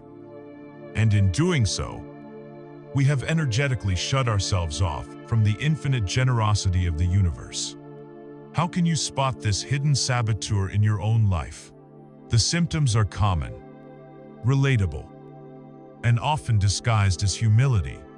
The most obvious is the compliment deflection. Someone approaches you and says, "That's a beautiful dress," or "You did a fantastic job on that project." A person who is open to receiving would simply smile, make eye contact, and say a warm, genuine thank you. They would take that little gift of positive energy and absorb it. But a person with a receiving block will do everything in their power to bat it away. "Oh, this old thing, I got it on clearance. It was nothing. Really? Anyone could have done it. No. It was a team effort. I barely did anything." Each of these deflections is a vibrational refusal. It is energetically saying, "I am not worthy of this praise. I cannot accept this gift of positive energy. Please take it back." Another clear symptom is the guilt that surrounds spending money on yourself, especially for things that are purely for joy or pleasure, not necessity. You might agonize over buying the slightly more expensive coffee, or feel a pang of shame after purchasing a book or a piece of clothing that wasn't strictly needed. This guilt is the voice of the unworthiness program whispering, "Who do you think you are? You don't deserve this kind of ease or pleasure. That resource should be saved for more important, practical things." You are essentially telling the universe that you are not a worthy destination for its abundance. The third, and perhaps most powerful symptom, is an inability to accept help. You are the one who insists, "I'm fine. I've got it," even when you are drowning in work or emotional stress. When a friend offers to watch your kids, or a colleague offers to take on a task, your immediate instinct is to refute. This refusal is not a sign of strength. It is a sign of a blocked flow. You are denying the universe its chosen channel to deliver support and ease into your life. Because the universe almost always works through other people. To understand why this is so detrimental, we must see the universe as a system of flow. Like breath, you cannot live by only exhaling. To do so would be to deplete yourself entirely and perish. To live, you must also inhale. Inhaling is not selfish. It is a necessary, non-negotiable part of the cycle of life. Giving is the exhale, the pouring out of your energy, love, and talent into the world. Receiving is the inhale, the drawing in of energy, love, and support from the world to replenish, nourish, and sustain you. They are not opposites. They are two inseparable parts of a single, balanced process. To be a powerful, sustainable giver, you must become a gracious and enthusiastic receiver. When you block your own ability to receive, you are not only cutting yourself off from nourishment, but you are also limiting the amount of energy you have available to give. Let's return to our metaphor of the universe as a delivery service. You've placed your order. Gratitude has confirmed your address. The divine delivery truck has pulled up to your curb. The driver, a friend with an opportunity, a stranger with a kind word, an unexpected check in the mail, is walking up your path. Package in hand. But you, the owner of the house, have barricaded the door. You've convinced yourself that you're not home, or that the package must be for someone else, or that you don't deserve what's inside. So the driver waits for a moment, then turns around and takes the package back, marking it undeliverable. This is what happens on an energetic level every time we deflect a compliment, refuse an offer of help, or feel guilty about receiving something good. We are refusing delivery. How do we begin to dismantle this self-imposed dam? We begin with small, conscious acts of rebellion against the old program. We practice the art of receiving. Your first assignment is simple, yet can be profoundly challenging. For the next week, your only job is to receive compliments properly. The next time someone offers you one, no matter how small, you are to pause, take a breath, look the person in the eye, and say a simple, unadorned, thank you. That's it. No deflections, no downplaying, no self-deprecating jokes. Feel the energy of their words as a gift and allow it to land. See this not as an exercise in ego, but as a spiritual practice in opening your channels. Your second assignment is to schedule one small, guilt-free act of receiving each day. This could be buying the beautiful pastry instead of the sensible one. It could be taking 20 minutes in the middle of the day to sit in the sun and do absolutely nothing. It could be finally accepting your friend's offer to help you with that task you've been dreading.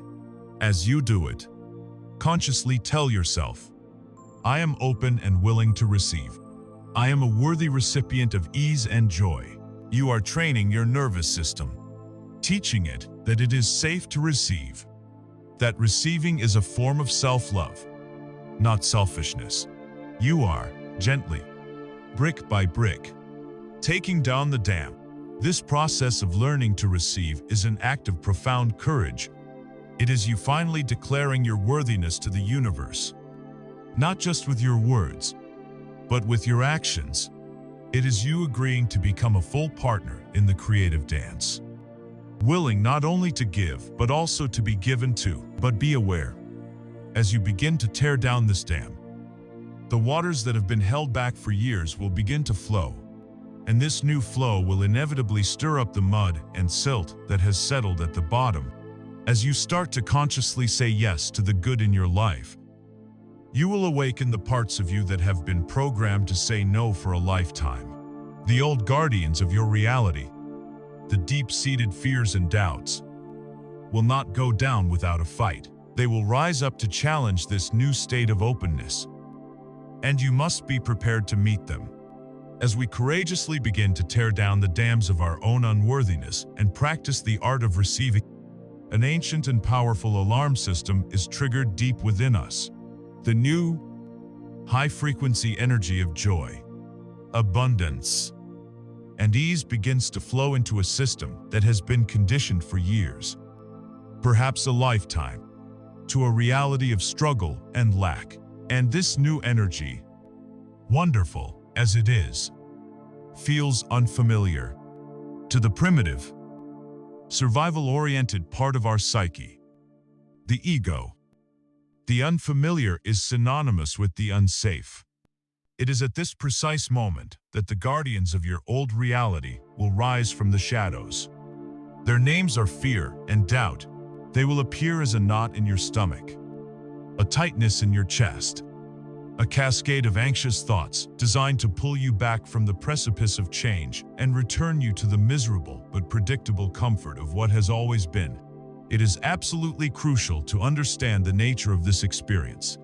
The appearance of fear and doubt is not, as it may seem, a sign that your creative work is failing. It is not a cosmic warning that you are on the wrong path. On the contrary, it is the most definitive proof that you are succeeding.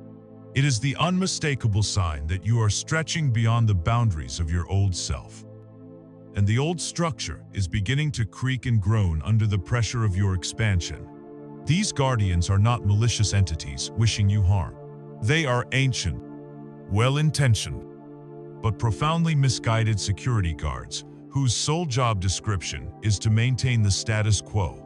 Your ego's primary mandate is to keep you safe, and it has learned to equate safety with predictability. Your new state of abundance is unpredictable. Your new sense of worthiness is unfamiliar.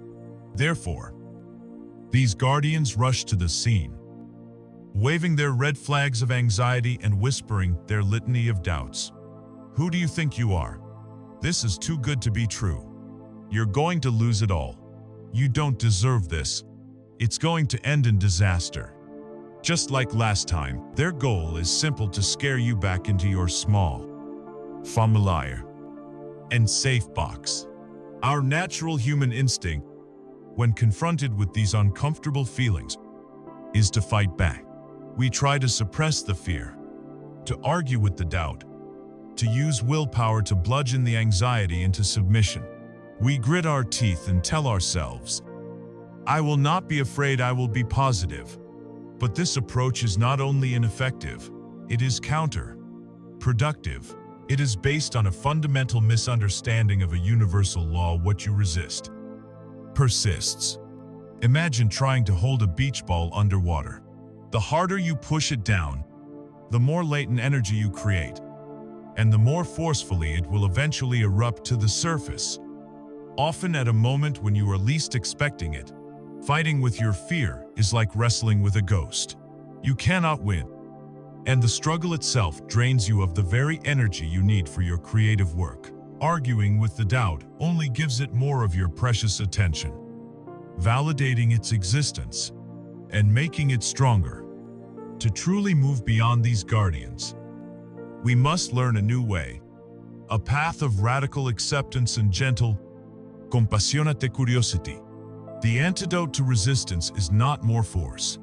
It is a profound and gentle allowing. The spiritual teacher, Tara Brach, in her deeply healing audiobook, Radical Acceptance, offers us a powerful roadmap for this process. Instead of turning away from our fear, we turn towards it. Instead of fighting the guardian, we invite him in for a cup of tea.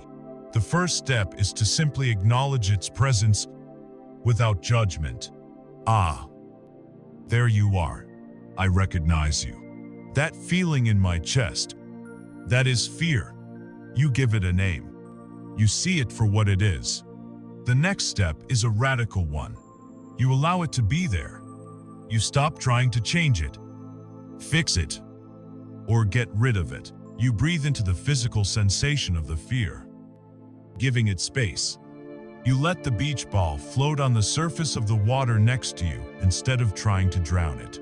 Then, you can do something truly transformative. You can thank it. You can speak to it, either internally or out loud. Hello, fear. Thank you for showing up. I know your intention is to protect me from getting hurt, to keep me safe from the unknown. I really appreciate how hard you have worked to do that for all these years. This simple act of gratitude is profoundly disarming. It changes your relationship with the fear from one of an adversary to one of a compassionate witness. The guardian, feeling seen and acknowledged for its service, begins to relax its grip. After you have thanked it, you can then make a gentle but firm declaration. Your services in this specific capacity are no longer needed. I am safe. I am choosing a new reality now. And I am asking you to rest. Tara Brach systematized this approach into a simple and elegant mindfulness practice known by the acronym RAIN. When a wave of fear or doubt arises, you can apply these 4 steps. R is for recognize. Simply notice what is happening inside you. This is anxiety. A is for allow. Let the feeling be there, giving it permission to exist. I is for investigate. This is where we bring in a gentle curiosity. What does this feeling actually feel like in my body? Where is it located? What thoughts are attached to it? And this leads us to another powerful tool. As we investigate the thoughts that the fear is carrying, we can use the simple but devastatingly effective technique of the work. Developed by Byron Katie. When the fearful thought arises, like this new business venture is going to fail, you meet it not with an argument, but with 4 simple questions. 1. Is it true? 2. Can you absolutely know that it's true? 3. How do you react? What happens? When you believe that thought, you feel anxious. You hesitate. You sabotage yourself. 4. Who would you be without that thought? You would be peaceful, creative, open to possibility. This process gently unravels the thought from the inside out, exposing it not as an absolute truth, but as a painful, optional story. The final step of RAIN is Zen, which stands for nurture. After you have recognized, allowed, and investigated the fear, you offer yourself a dose of compassion. You might place a hand on your heart and offer yourself the same kindness you would offer to a frightened child. You might whisper, "It's okay. This is a normal part of expanding. You are safe." This act of self-nurturing is the healing balm that soothes the frightened parts of your psyche. Once you have moved through this process of compassionate engagement, the final step is to consciously and deliberately pivot. You do not dwell on the fear or get lost in analyzing it for hours. You have honored it. You have disarmed it. And now you gently withdraw your attention from it and place it back on what you choose to create. You turn your focus back to your vision board. You read your gratitude list. You feel the feeling of your wish fulfilled. You take the next inspired action. You are consciously changing your vibrational channel away from the frequency of fear and back to the frequency of faith. This new relationship with your internal guardians is a game changer. Fear and doubt may still show up at your door from time to time, especially when you are on the verge of a major breakthrough. But now, you no longer see them as a sign of failure or as an enemy to be defeated. You see them as old, well-meaning friends who are simply a little behind the times. You can greet them with a calm smile. Thank them for their concern. Reassure them that you are safe. And then gently turn your attention back to the magnificent reality you are in the process of creating. You have learned how to master the landscape of your internal resistance. But what happens when that resistance is no longer just a feeling inside you? What do you do when the fear seems to manifest as a concrete event in the outside world? What happens when you receive the rejection letter? When the deal collapses? When you are faced with what appears to be undeniable as objective proof that it isn't working? We have learned to navigate the treacherous landscape of our internal resistance. We have learned to greet fear and doubt not as enemies, but as misguided friends, gently disarming them with compassion and turning our focus back to the reality we choose to create. But what happens when the resistance is no longer just a feeling in your chest, but a harsh reality staring you in the face? What do you do when the fear seems to crystallize into solid fact? The email arrives. Its subject line, a polite but firm rejection. The phone call comes, delivering the news that the deal you were counting on has collapsed.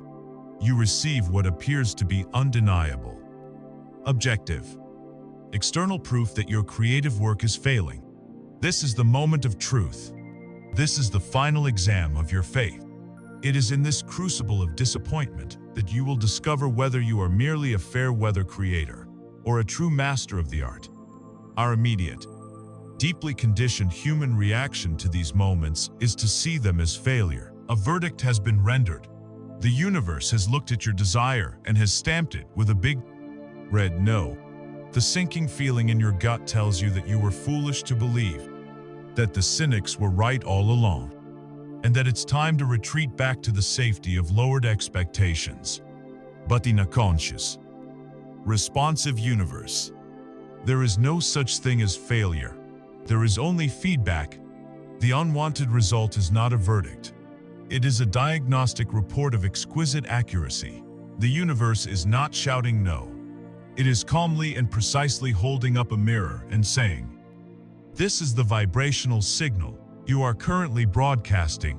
This is the truth of the beliefs you are holding. This result is a perfect match to your dominant frequency." This single shift in perspective is the key that turns the prison door of victimhood into the gateway of empowerment. It moves you from, "This is happening to me," to "This is happening for me to see something." The unwanted event is a gift, a powerful spotlight illuminating a hidden, limiting belief or a discordant vibration that you were not consciously aware of. Once we accept that the event is feedback, we can move to an even more powerful level of understanding. Contrast is not a mistake.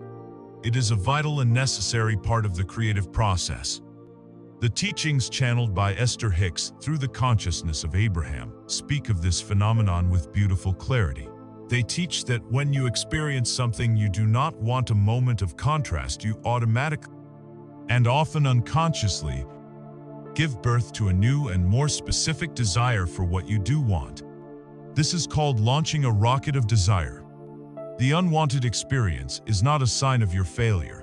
It is the very mechanism that clarifies and amplifies your intention. Imagine you are an archer. The contrast, the disappointing result, is the act of drawing the bowstring back. From a limited perspective, it might look like you are moving away from your target, but in reality, you are gathering the tension, the focus, and the potential energy required to send your arrow flying with unstoppable force and precision. The more intense the contrast, the further back you draw the bowstring, and the more power your resulting desire will have. That rejection letter clarifies exactly what kind of acceptance you truly crave. That failed business deal illuminates the non-negotiable terms you require in your next partnership. That painful interaction makes your desire for harmonious, respectful relationships more passionate and potent than ever before. Contrast forges your desires in the fires of experience, turning a vague wish into a diamond-hard, vibrationally coherent intention. This leads us to the most profound and mystical reframe of all, a concept central to the teachings of Neville Goddard, the bridge of incidence. This is the understanding that the path from your current reality to your fulfilled desire is almost never a straight line. The universal mind, with its infinite intelligence, sees all possible pathways and will always construct the most elegant and efficient route. Even if the individual steps on that route appear to our limited, logical minds to be disasters, what you perceive as a devastating setback is often a necessary, non-negotiable, and perfectly placed plank in the bridge that is leading you to your goal. Your conscious mind can only see the next few feet of the path, but the universal mind sees the entire journey from a mountaintop. It knows that the job you were just fired from, the job you thought you wanted, had to end so that you would be free to start the business you were truly born to build. It knows that the relationship that just ended in heartbreak had to be cleared away to make space for the partner who is a true vibrational match to your soul. It knows that the investment that just fell through was saving you from a financial entanglement that would have drained your resources and led you far from your true purpose. The history of human achievement is a testament to this principle. Colonel Sanders, with his secret recipe for fried chicken, was famously rejected by 1,009 potential partners before he found one who said yes. From a conventional viewpoint, he failed 1,009 times. But from a cosmic perspective, those were not failures. They were 1,009 steps on his bridge of incidents. Each no refined his pitch, strengthened his resolve, moved him geographically, and hardened his belief in his own vision, leading him inevitably to the one yes that would change the world of food forever. James Dyson, the inventor of the bagless vacuum cleaner, built 126 prototypes that failed before he arrived at the one that worked. He later said, "I learned from each one of those failures. They were my stepping stones." He understood, intuitively, that each apparent failure was simply a part of the bridge. So, when you are confronted with what looks like failure, how do you put this wisdom into practice first? You must honor your human feeling. Acknowledge the disappointment. Let yourself feel sad or angry for a moment, without letting that feeling become your new identity. Then, once the initial emotional storm has passed, you pick up your new spiritual tools. You ask the empowering questions. What is the feedback here? What hidden belief has this event just revealed to me? How is this clarifying what I truly, deeply want? Thank you, contrast, for this newfound clarity.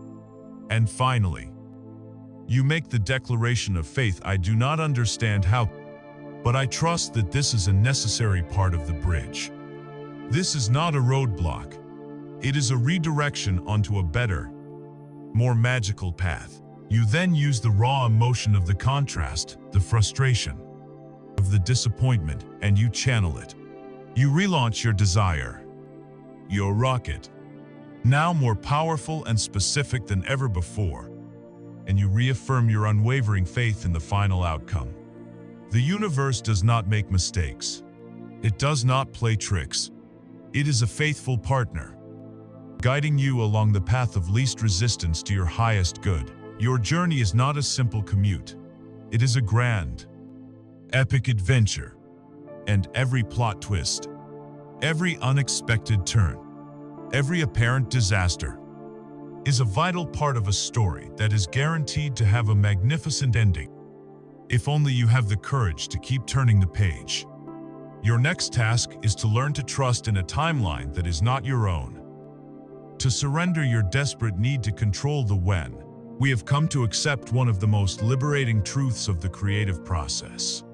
What we perceive as failure is merely feedback, and what appears as a devastating setback is often a necessary plank in the mystical bridge of incidents that is leading us to our highest good.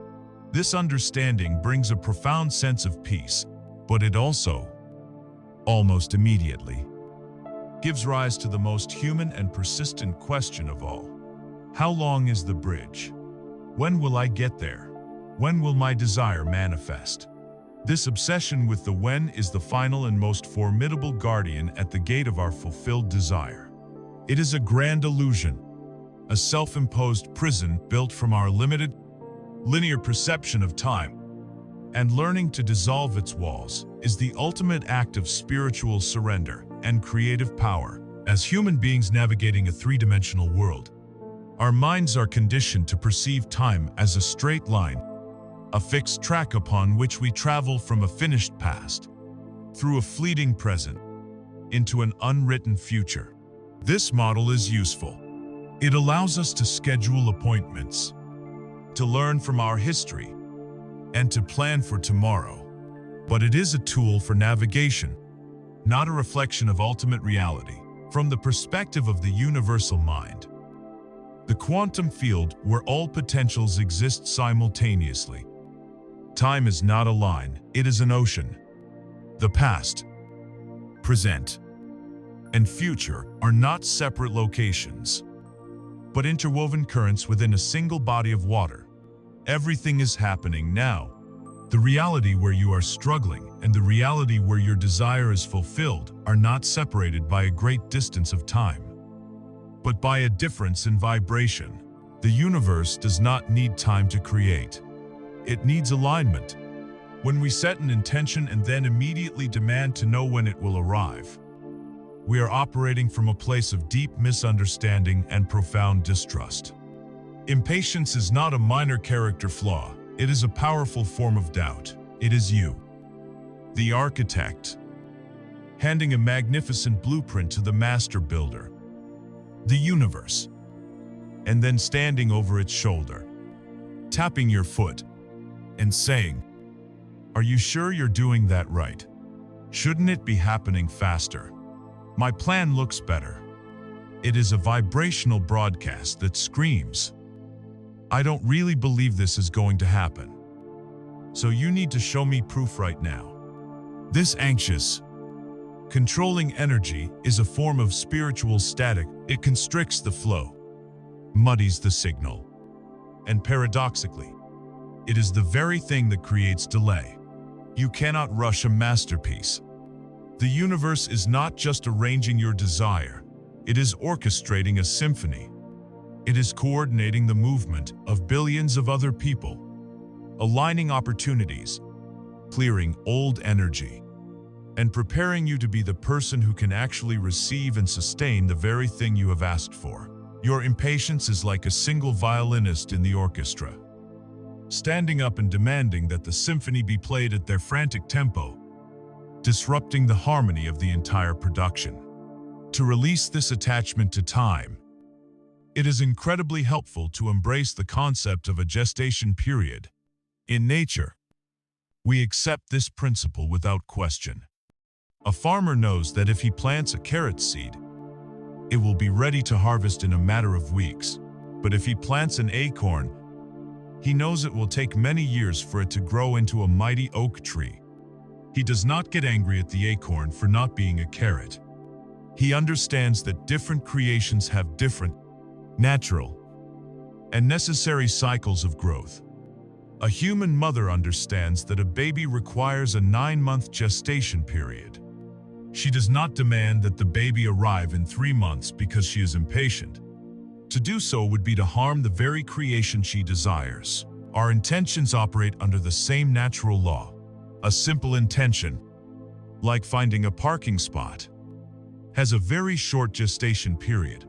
The variables are few, and it can manifest in minutes, but a more complex intention, finding your soulmate, building a multi-million-dollar business, healing a chronic illness, has a much longer and more intricate gestation period. It requires more variables to align, more people to be moved into position, and often, more personal growth on your part. To demand that a great oak tree of a desire manifest with the speed of a carrot is to violate the laws of its nature. This is where we must fully embrace the wisdom of Neville Goddard's concept of the Sabbath. The Sabbath is not a specific day of the week. It is a state of consciousness. It is the deep, spiritual rest you enter into after you have successfully performed the creative act.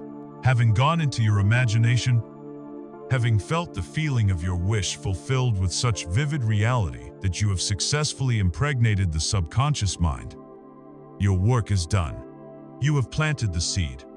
You now enter a state of quiet, peaceful, knowing confidence. You are no longer anxious about the when, because you have already experienced the what. In the only place that truly matters, the reality of your own consciousness, you rest. You have an inner conviction that because the seed has been planted correctly, the harvest is inevitable. It is a law. You do not keep digging up the seed to see if it's sprouting, an act of doubt that would destroy it. You trust the unseen law of growth. This Sabbath state is the antidote to impatience. It is the ultimate expression of faith. How, then, do we cultivate this state of restful trust in our daily lives? Especially when the ticking clock seems so loud, the most practical technique is to consciously adopt a new internal narrative. To act as if you have infinite time when you feel the anxiety of when creeping in. Pause and ask yourself this powerful question. How would I be acting right now if I knew, with 100% absolute certainty, that my desire was on its way, and that it would arrive at the most perfect and divinely orchestrated moment? What would you do? The answer is immediate and obvious. You would relax. You would stop worrying. You would cease the frantic, desperate striving. You would enjoy the journey. You would find joy in the present moment. Knowing your magnificent future was absolutely assured, you would turn your attention away from the destination and onto the next enjoyable, inspired step right in front of you. This is not about pretending. It is about choosing your state of being, by consciously choosing to act and feel as if time is not an issue. You are aligning your vibration with the state of trust and faith, which is the very frequency that allows for the fastest, most magical manifestation. Your attachment to a specific timeline is the final barrier, the last bastion of the ego's need for control. Releasing it is the ultimate test, the final surrender. It is you looking your divine partner, the universe, in the eye and saying, I trust you completely. I trust your wisdom. I trust your power. And I trust your timing. When you can truly feel this, you will have moved from being a slave to the clock to being a partner with eternity. And it is in that spacious, timeless, trusting state of being that the universe finds the open door it needs to deliver miracles. While you wait in this state of faithful patience, this Sabbath rest, the universe will begin to communicate with you in a new and magical language. It will start sending you signals, little winks and nods, to let you know that your order has been received and that your delivery is on its way. You simply need to learn how to recognize them. Having surrendered your personal timetable and settled into the profound, trusting rest of the spiritual Sabbath, you create a space of quiet stillness within yourself. You are no longer frantically scanning the horizon for your desire. You are at peace in the present moment. And it is into this newly created quiet that the universe begins to whisper. Once you stop shouting your demands at the cosmos, you can finally begin to hear its loving and supportive replies. This is the stage where you learn a new and magical language. Not a language of words, but a language of symbols, coincidences, and meaningful events. This is where you learn to recognize the winks, the nods, and the playful little clues that the universe sends to let you know that your message has been received. Your creation is in progress, and you are on the right path. This phenomenon, often called synchronicity, can be viewed through two complementary lenses, the scientific and the spiritual. From a neurological perspective, what is happening involves a fascinating part of your brain called the reticular activating system, or RAS. The RAS acts as a filter for the massive amounts of sensory information your brain is bombarded with every second. It's the gatekeeper that decides what gets your conscious attention. When you decide something is important to you, for instance, when you are thinking of buying a specific model of car, you are programming your RAS. Suddenly, you start seeing that car everywhere you go. The number of those cars on the road hasn't actually increased. Your brain has simply been instructed to flag them as relevant and bring them to your attention. In the same way, when you set a clear intention, you are programming your RAS to notice things related to it. This is a perfectly valid and true scientific explanation for why you begin to notice relevant symbols and words. But this explanation, while accurate, only tells half the story. It explains the mechanism of how you notice things, but it does not explain the exquisite, often breathtaking timing and meaning behind what you notice. It doesn't explain why, at the very moment you are consumed with doubt and ask for a sign of hope, a truck drives by with the word believe painted on its side. It doesn't explain why the random song that comes on the radio contains the exact lyric that answers the question you were just pondering in your heart. This is where we move from the scientific to the spiritual, from the mechanism to the magic. The spiritual perspective understands that a loving, intelligent consciousness is deliberately arranging these events in your path. It is using your own internal filtering system, your RAS, as a tool to communicate with you. It is leaving a trail of breadcrumbs for you to follow, a series of clues designed to encourage, guide, and reassure you. These are the winks from the universe. These synchronicities can take countless forms. One of the most common and widely discussed is the appearance of repeating number sequences. You might find yourself glancing at the clock at exactly 11:11 every day. You might see license plates with 222, 333, or 444 consistently. While there are entire systems of numerology dedicated to the specific meanings of these numbers, their true power lies in their personal significance and their timing. They are a pattern interrupt, a little jolt from the universe, designed to pull you out of your mundane thoughts and remind you that there is a deeper, orchestrated reality at play. They are a signal that you are in a state of heightened alignment. Another common form is the appearance of symbolic messengers, animals, objects, or words that have a specific meaning to you.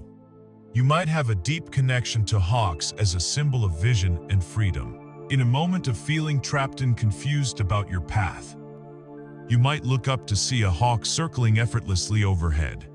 Or perhaps you've set an intention to begin a new creative project, and for the next week, you see the word begin everywhere in book titles, on signs, in conversations. These are not mere coincidences. They are personalized messages, tailored to your unique symbolic language.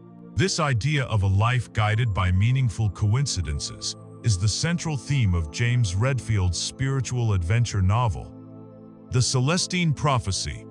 In the book, the protagonist embarks on a journey to discover a series of ancient insights, and he learns that the key to his evolution is to raise his own energy and then pay close attention to the seemingly chance encounters and strange coincidences that occur.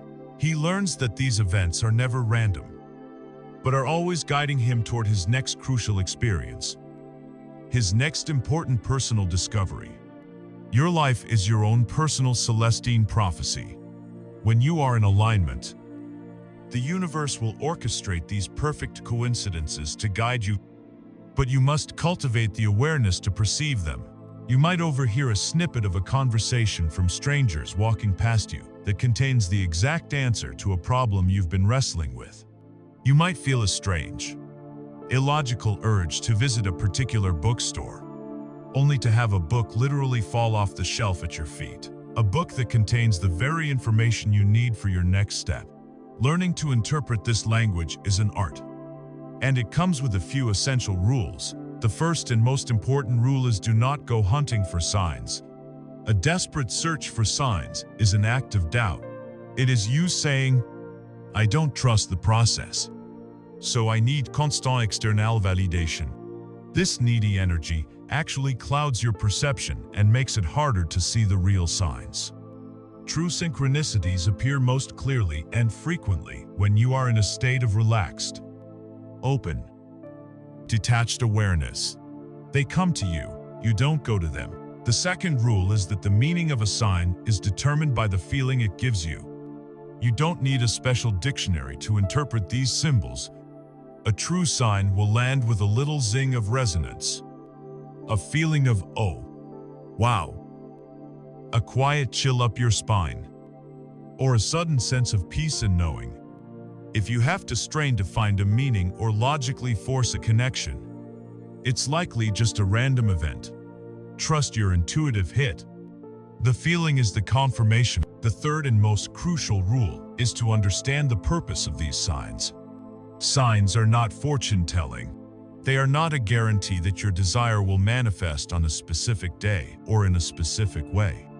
Their purpose is much simpler and more profound. They are for encouragement. They are the universe's way of tapping you on the shoulder and whispering, "You're doing great. You're on the right path. I've got your back. Keep going." To see the number 444, which is often associated with angels and protection, is not a sign that you will win the lottery tomorrow. It is a sign that at that moment, you are being supported and guided by the benevolent forces of the universe.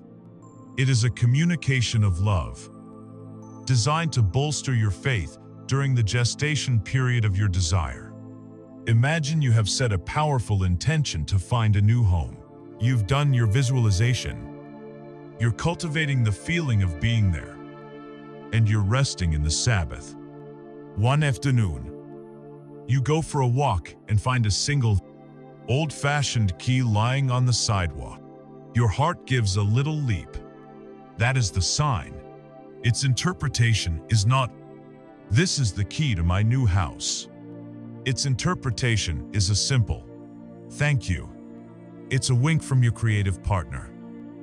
A confirmation that your intention has been heard and that the wheels are in motion. You accept the gift of encouragement. You feel the gratitude.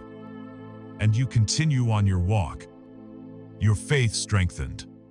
When you begin to recognize these signs as a regular feature of your daily life, it is a profound indicator that you are no longer swimming against the current of life.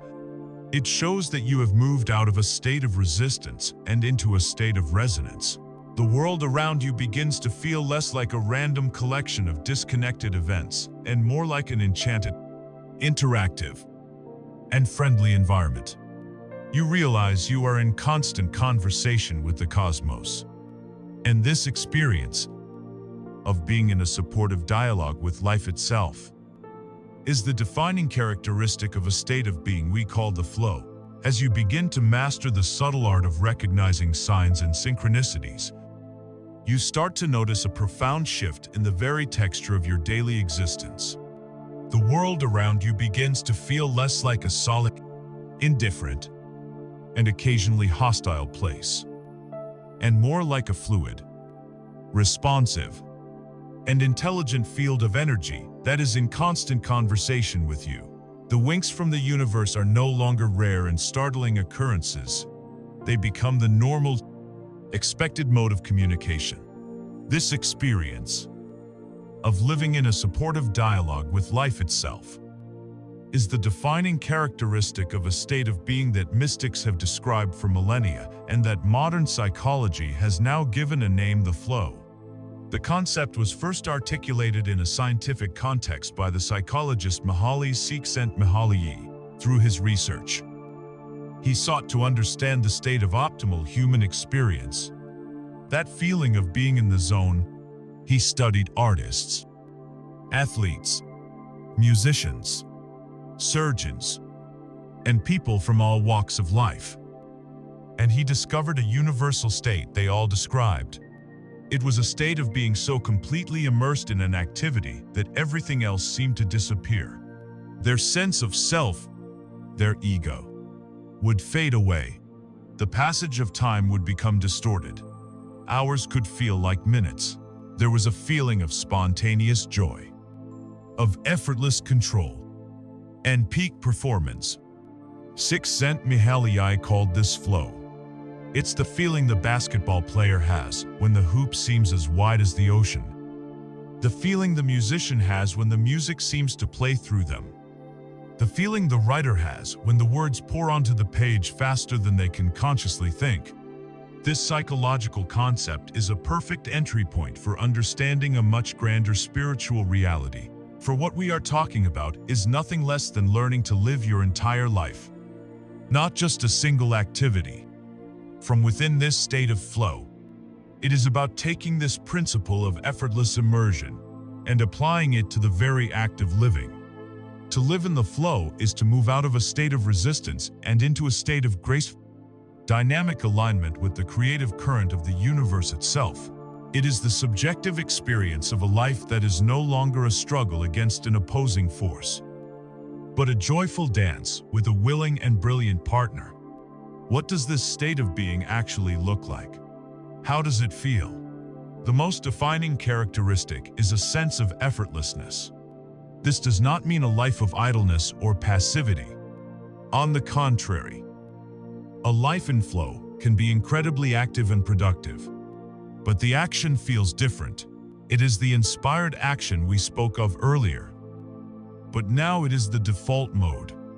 The frantic, draining energy of hustle is replaced by a calm, focused, and powerful current of energy that seems to move through you. Obstacles that once would have sent you into a spiral of anxiety now seem to either dissolve upon your approach or reveal themselves as helpful detours, guiding you onto an even better path. It feels like the difference between trying to row a boat against a powerful river current, muscles straining and heart pounding with effort, and simply turning your boat around, putting your oars in the water to steer, and allowing the mighty current to carry you swiftly and powerfully toward your destination. You are still an active participant, but you are working with the immense power of the river, not against it. In this state, synchronicity becomes your new normal. It is no longer surprising to overhear the perfect conversation, to receive the unexpected phone call, or to open a book to the exact page that contains the wisdom you need. You come to expect these things. It feels as if you have an internal, divine GPS system that is always active, providing you with real-time, turn-by-turn guidance. The feeling of being lost, confused, or uncertain begins to fade, replaced by a quiet confidence and a sense of curiosity about what magical encounter the next moment will bring. You consistently find yourself in the right place at the right time. The right people, the right resources, and the right opportunities seem to appear as if on cue, not because you have been chasing them down, but because your own aligned vibration has drawn them effortlessly into your orbit. It is crucial to understand that a life in flow is not a magical, fairy tale existence devoid of all challenges. The universe is still a place of contrast, and contrast is the engine of expansion. You will still face difficulties, disappointments, and unexpected problems. The difference is in how you meet them. From outside the flow, a challenge is perceived as a personal attack, a disaster, a sign that the world is against you. It triggers feelings of victimhood, frustration, and despair. But from within the flow, your perspective is radically different. When a challenge arises, you meet it with a sense of calm curiosity. Your first thought is not, "Why is this happening to me?" but rather, "What is this here to teach me? What gift is hidden within this situation?" You have an innate trust in the bridge of incidents, a deep knowing that this apparent problem is a necessary part of the choreography, a plot twist designed to make you stronger, wiser, or to pivot you in a more aligned direction. Living in the flow creates a new vibrational baseline for your life. It is not a state of constant, manic bliss or euphoria. That would be exhausting. It is, rather, a state of deep, abiding inner peace. The volume of your internal mental chatter, the anxious voice of the ego, is turned way down. It is replaced by a quiet sense of well-being, a fundamental trust that you are supported and that all is well. This peace becomes your new normal, the ground from which you live your life. Moments of joy and excitement still come, but they are waves on the surface of this deep ocean of tranquility. From this state of being, creativity ceases to be something you do and becomes something that you are. You begin to feel less like the generator of your good ideas and more like a receiver for them. Solutions to complex problems appear in your mind with a startling clarity. Artistic inspiration feels less like a struggle to create something from nothing and more like taking dictation from a muse. Business strategies unfold with a natural and obvious logic. You feel like a conduit, a clear channel through which the creative intelligence of the universe can express itself. This is not about abdicating responsibility. It is about co-creating from a place of profound connection. This state of flow is not a random gift bestowed upon a lucky few. It is the natural and predictable result of diligently applying all the principles we have discussed. It is the observable evidence that you have successfully clarified your intention, cultivated the feeling of the wish fulfilled, released your attachment to the outcome, learned to act on inspired guidance, and made gratitude your dominant vibration. It is the harvest that grows from the seeds you have so carefully planted. It is the grand symphony that results when you have learned to tune your own instrument and play in harmony with the cosmic orchestra. And it is from within this graceful, powerful, and peaceful state of flow that we can take the next and perhaps most transformative step of all, to not just intend for a new reality, but to begin to fully and completely embody it. Right here and right now, we have journeyed together into the graceful, powerful current of the flow, learning to live in a state of harmonious dialogue with the universe. From this newfound ground of peace and effortless momentum, we are now ready to take the most audacious and transformative step of all. We are about to move beyond the paradigm of attracting something out there and into the reality of activating something in here. This is the quantum leap. It is a jump not across space or time, but across identity. It is the realization that to have the life you desire, you must first be the person who is living it. You must cease being the person who is waiting for a future event and become, in this very moment, the person for whom that future is a present reality. This practice is often encapsulated in the simple phrase, act as if. However, like so many profound truths, this phrase has been widely misunderstood, often confused with its shallow cousin, fake it till you make it. The two could not be more different. Faking it is an act of the ego. It is a desperate, insecure performance designed to deceive or impress others. It is wearing a mask, putting on a show, and it is rooted in a deep feeling of lack and imposter syndrome. When you are faking it, your internal reality is in direct conflict with your external pretense, creating a painful dissonance that broadcasts a chaotic and contradictory signal to the universe. It is an act of struggle, and it will only ever attract more struggle. Acting as if, on the other hand, is not an external performance. It is an internal alignment. It is not about fooling other people. It is about retraining your own nervous system and reprogramming your own subconscious mind. It is a sacred act of rehearsal.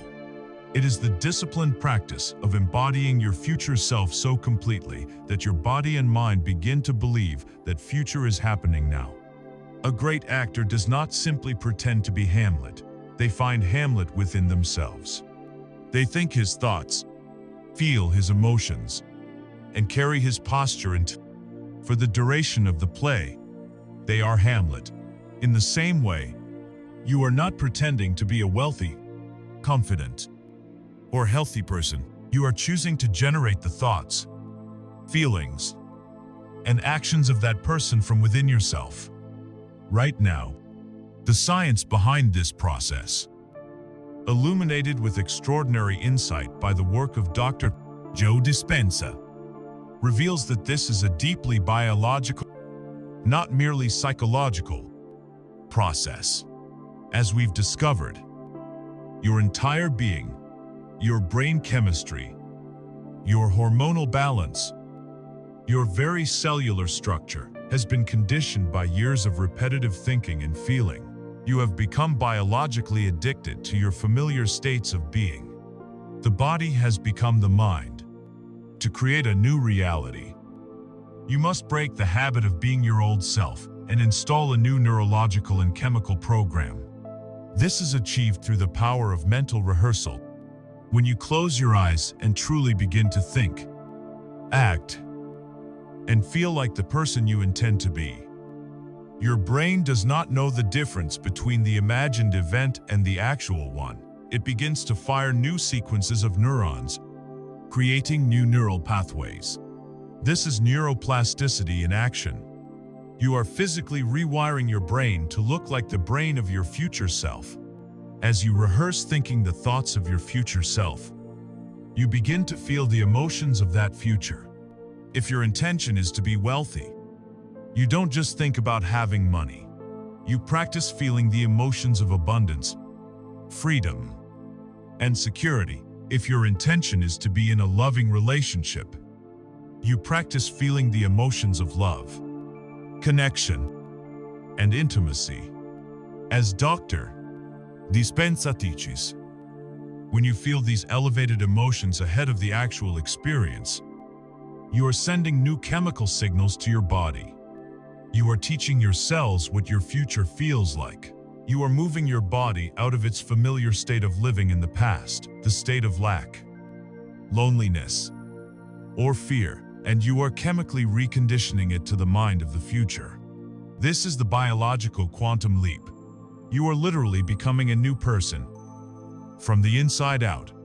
When your thoughts and your feelings are aligned, when your mind and body are both living in this future reality, you are broadcasting the most powerful, coherent, electromagnetic signal possible into the quantum field. You are no longer waiting for your wealth. You are wealth. You are no longer looking for love. You are love. And when that is your state of being, your external reality has no choice but to rearrange itself to match your new internal signature. This may sound abstract, but its application is intensely practical. It is a series of small, conscious choices you make all day long. The guiding principle is a single, powerful question that you must ask yourself in any given situation. How would the version of me who has already achieved my goal think, feel, and act right now? This question becomes your new compass. Let's say your intention is financial abundance.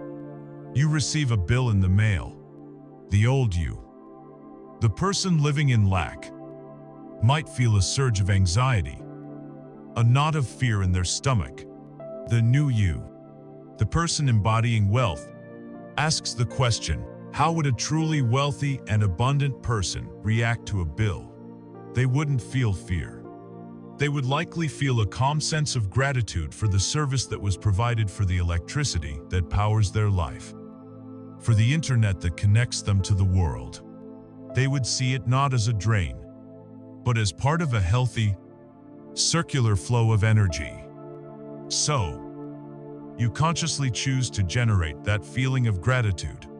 You look at the bill and say, "Thank you for this service. I am so grateful I have the resources to handle this with ease." When you go to a restaurant, how does the abundant version of you tip? Do they calculate the bare minimum? Or do they tip generously? From a place of knowing that there is always more than enough, you make the choice to act from that place of abundance. Let's say your intention is to be a confident, self-assured person. You are about to walk into an important meeting. The old you might hunch your shoulders, avoid eye contact, and speak with a hesitant, apologetic tone. But you pause and ask the question, how would the confident version of me enter this room? They would walk in with their head held high, their shoulders back, making warm and direct eye contact. How would they speak? They would speak with calm authority, sharing their ideas clearly and without apology. So, you consciously shift your physiology. You pull your shoulders back. You lift your chin. You walk into that room and occupy your space, as if you are already the confident leader you intend to be. Your action and your physiology send a powerful new signal to your brain and to everyone in the room. If your desire is for vibrant health, how does the healthy version of you choose their lunch? Do they reach for the sugar, processed food that satisfies an emotional craving? Or do they joyfully choose the vibrant, nourishing food that will energize their body? How do they think about exercise? Not as a punishing chore, but as a joyful celebration of what their strong and capable body can do. You make these small, moment-by-moment choices, not from a place of harsh discipline, but from a place of aligning with the identity of the person you are becoming. This is the quantum leap. It is the collapse of time. You are not waiting for your future self to emerge after a series of events have taken place. You are pulling that future self into the present moment through the sheer force of your own embodied intention. You are acting, thinking, and feeling from your desired future, rather than from the familiar memories of your past. Each time you make one of these conscious choices, you are casting a vote for your new identity. You are laying down another neural pathway. You are sending another dose of new chemistry to your cells. You are sending another, clearer, more powerful signal to the universal mirror. You are no longer the artist sketching a dream. You have become the living masterpiece itself. And when you become the masterpiece, your world will transform to become your frame. We have walked a profound inner path together. A journey focused on the transformation of our personal reality. We have learned to master our thoughts, align with our feelings, and embody the identity of the future self we wish to be.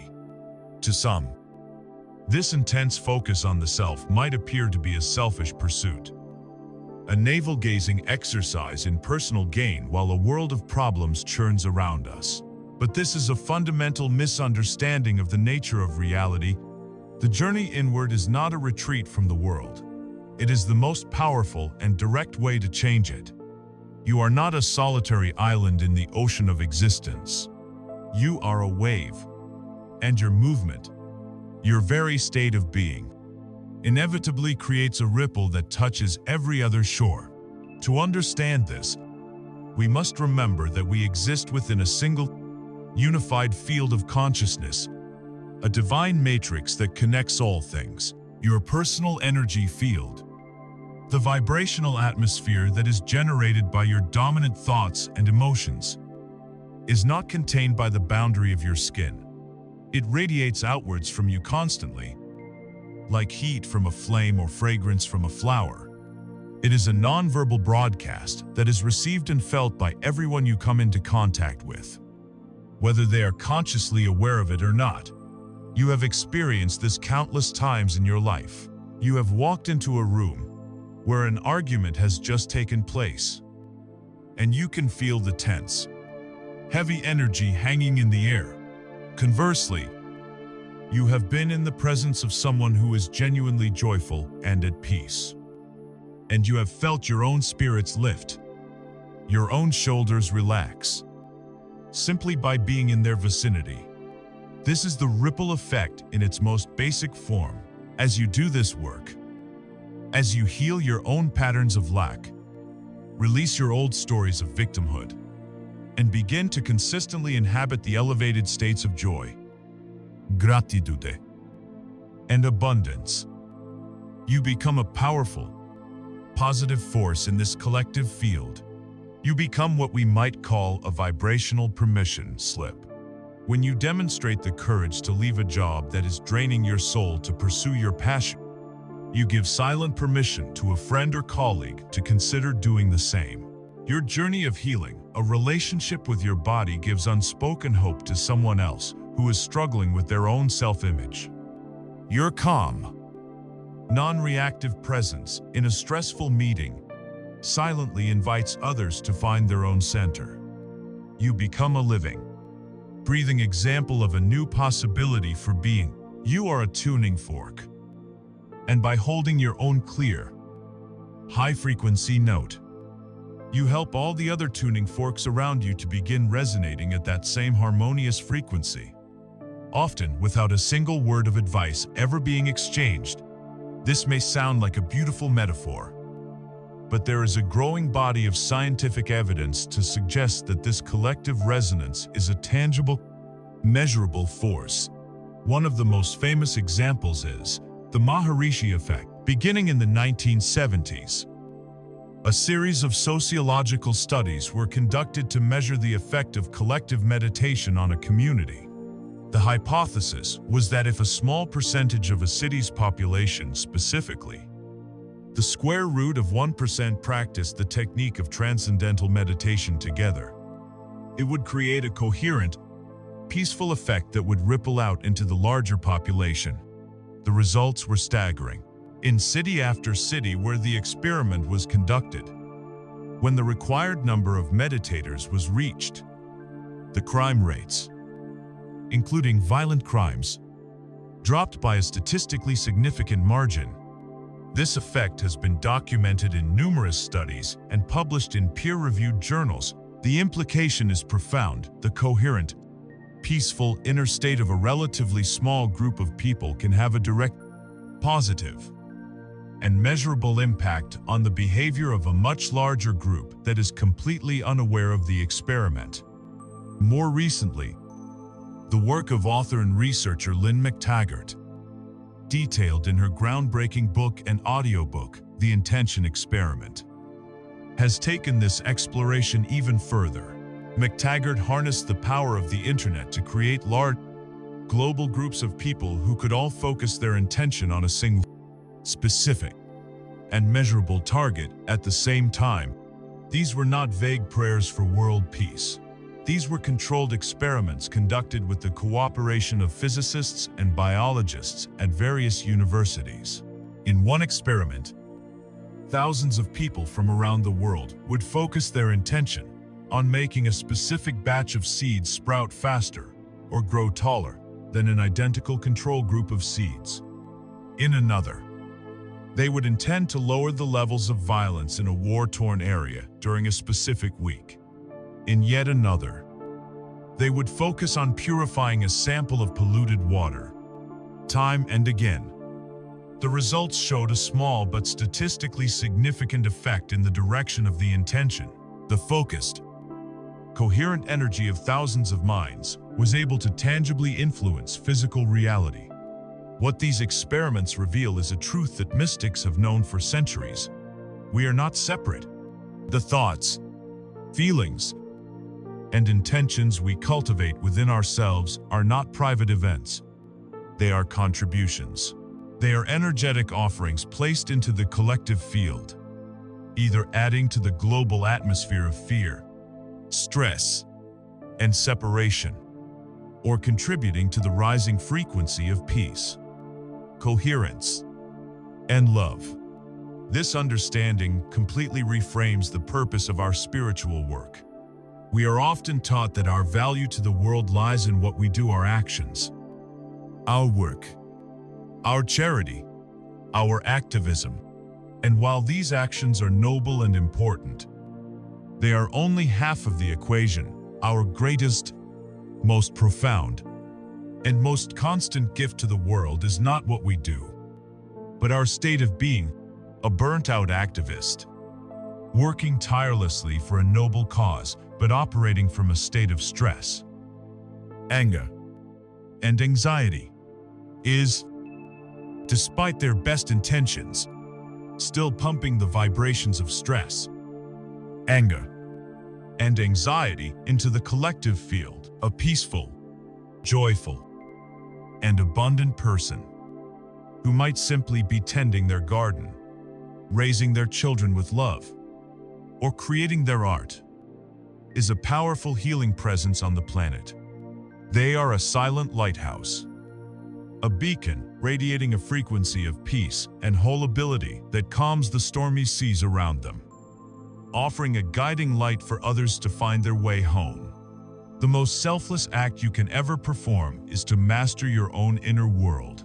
The most generous gift you can give to humanity is the gift of your own alignment. Your inner peace contributes directly to world peace. Your personal abundance, your feeling of more than enough, contributes to a more prosperous world for all.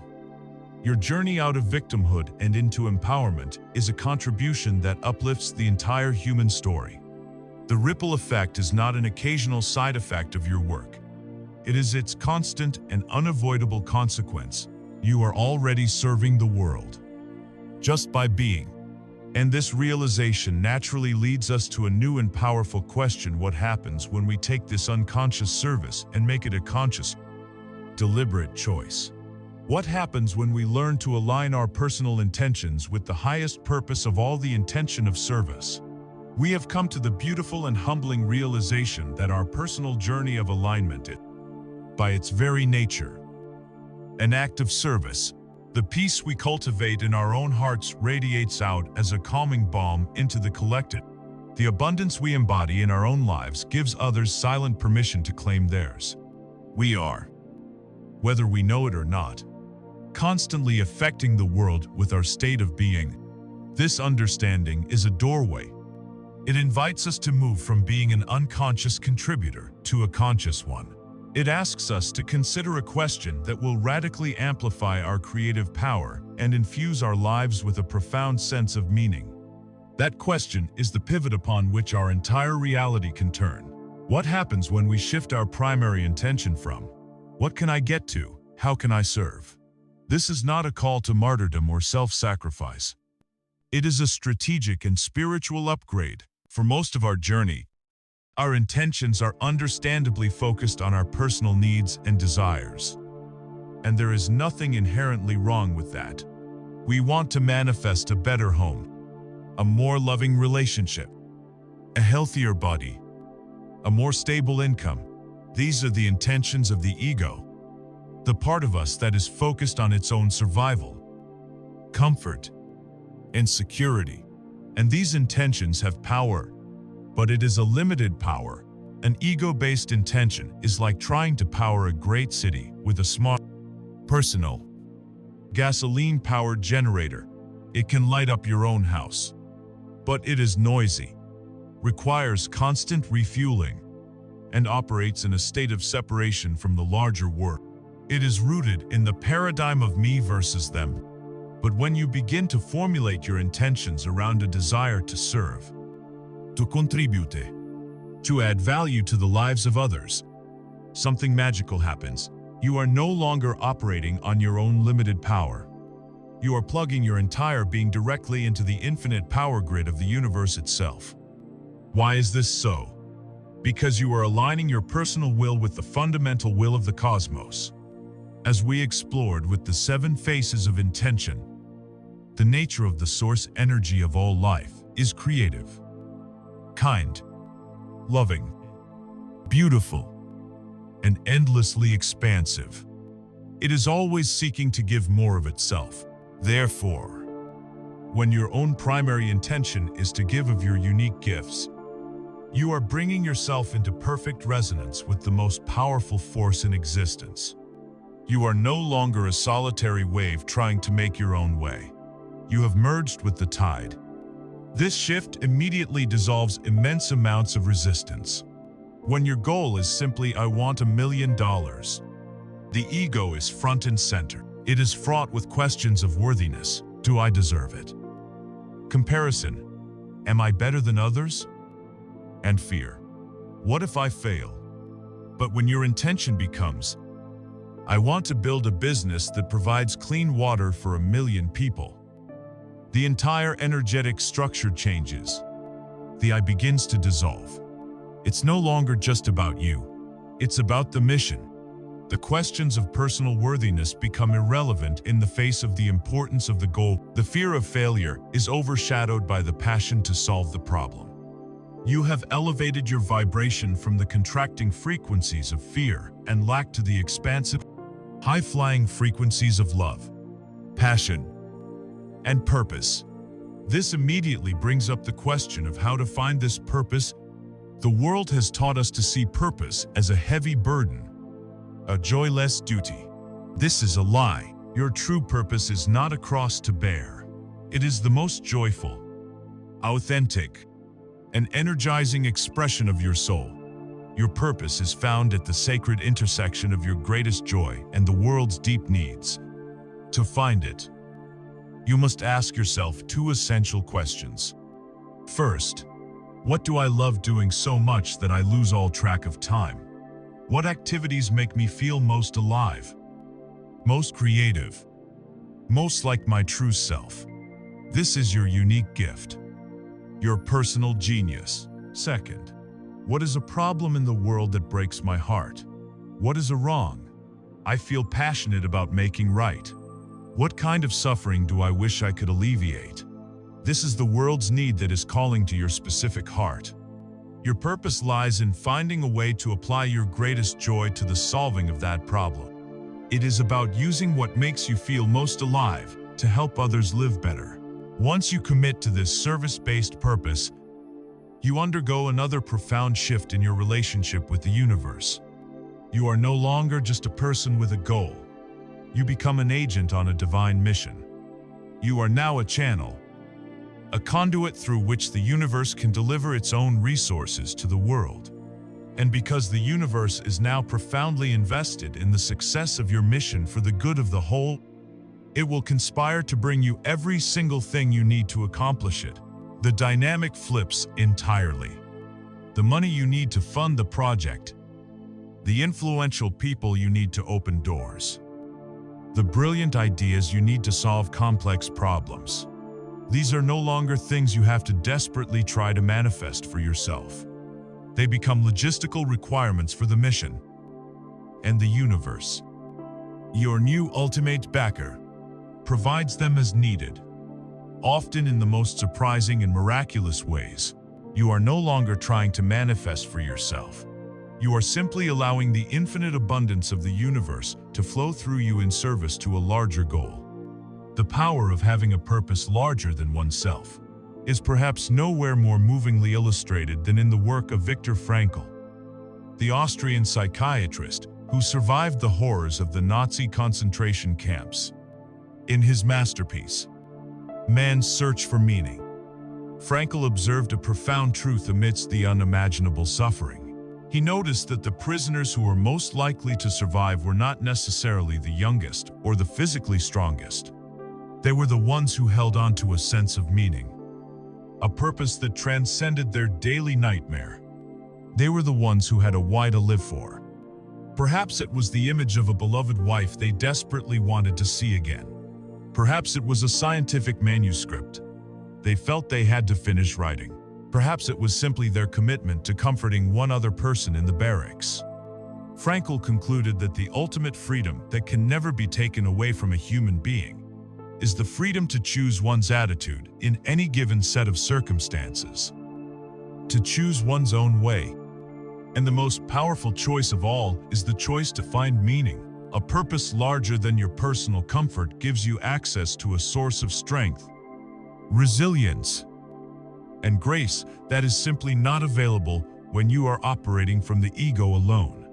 This is the ultimate evolution of our creative power. The journey begins with the self, with healing our own wounds and claiming our own power, but it finds its highest and most magnificent expression when it turns outward in contribution. When you align your personal desires with a purpose that serves the greater good, you do not abandon your own dreams. You supercharge them. You discover that the most effective way to get everything you want is to dedicate your life to helping others get what they want. And in doing so, a fascinating and beautiful inversion occurs. All the things you were once so desperately chasing for yourself, the wealth, the recognition, the sense of fulfillment, the love, begin to chase you. They are no longer the goal. They become the inevitable byproducts, the wonderful side effects of the incredible value you are bringing to the world. And this understanding leads us to completely redefine what it even means to be wealthy or abundant in the first place. We have arrived at a pivotal understanding that by aligning our personal will with a higher purpose of service, we plug into the infinite power of the universe, and the resources we need begin to flow to us as a natural consequence. This inevitably brings us to re-examine one of the most charged and misunderstood concepts in our entire culture: wealth. For centuries, we have been conditioned to chase a specific, narrow, and often soul-crushing definition of what it means to be wealthy. And it is in dismantling this great cultural myth that we find our way to the heart of true, unshakable abundance. Speak to two people. The first is a billionaire. He lives in a vast, cold mansion, surrounded by possessions he rarely uses. His days are a frantic blur of stressful meetings and high-stakes decisions. He is perpetually anxious about market fluctuations, and terrified of losing what he has built. He has a string of superficial acquaintances, but no deep, trusting relationships. His health is failing from the chronic stress, and he has no time to pursue his long-forgotten passions. He has $1 billion, but he lives in a state of profound lack. Now, picture a second person. She is an artist, a teacher, a healer. She has enough money to live comfortably, to pay her bills with ease, and to enjoy simple pleasures. Her days are her own. She spends her mornings creating, her afternoons connecting with people she loves, and her evenings in quiet contemplation. Her body is vibrant and healthy. Her life is rich with deep friendships, creative passion, and a sense of purpose. She may not have millions in the bank, but she lives in a state of profound abundance. Who is the truly wealthier person? Our society has trained us to answer that question incorrectly. It has taught us to measure wealth by a single, external metric, the number in our bank account. This obsessive focus has created a planet of spiritual paupers, a world where even those with immense financial resources can feel a gnawing sense of poverty, a constant fear that it's not enough, that it could all disappear tomorrow. This is the great deception, that a specific quantity of money will automatically deliver the feelings we truly crave: freedom, security, joy, and peace. It externalizes our well-being, making it dependent on a fluctuating number outside of ourselves. To break free from this trap, we must radically redefine our terms. We must move from the narrow concept of wealth to the expansive reality of abundance. True abundance is not a quantity of money. It is a quality of being. It is a state of consciousness. It is the deep, inner feeling of wholeness, sufficiency, and richness across all areas of life. Money is certainly one of the currencies of abundance, but it is only one among many. There is the currency of time, the freedom to spend your precious hours as you choose, not as you are told. There is the currency of love and connection, the immense wealth of deep, trusting, and joyful relationships. There is the currency of health and vitality, the priceless fortune of a strong, energetic body that allows you to fully experience life. There is the currency of creativity and inspiration, the infinite flow of new ideas and passions that make life exciting and meaningful. And there is the currency of peace of mind, the ultimate luxury of a quiet, untroubled spirit. True abundance is being rich in all of these currencies. To be a billionaire in finances but bankrupt in time, love, and peace is not a state of wealth. It is a state of profound imbalance. This requires us to reframe our relationship with money itself. We are taught to see money as either the ultimate prize or the root of all evil. It is neither. Money is simply energy.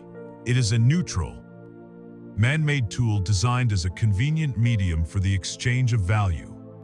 Like a hammer, it can be used to build a beautiful home or to tear one down. The energy is in the hand that wields it, not in the tool itself.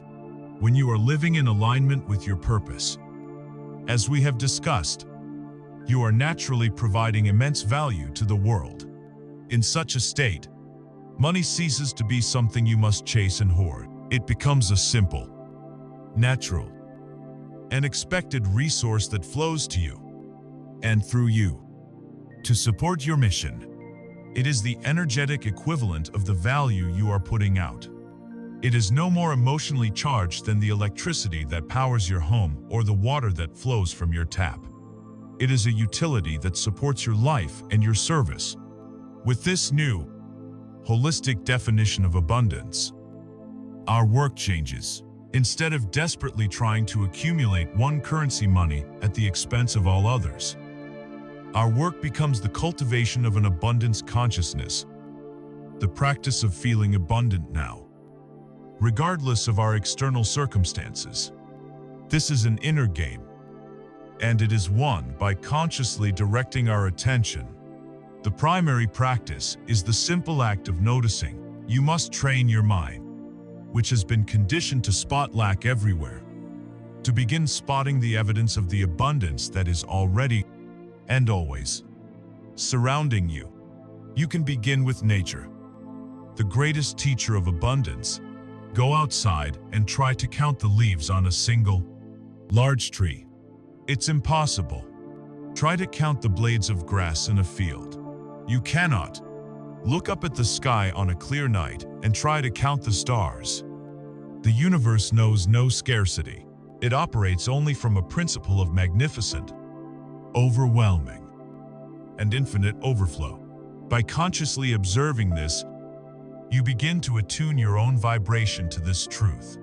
Then, bring your attention to the abundance of your own immediate experience. Notice the richness of your senses right now. The feeling of the chair perfectly supporting your body. The intricate flavor of the food you are eating. The miraculous technology that is allowing you to hear these words. These are not small things. They are forms of immense wealth. Shift your focus to the abundance in your relationships.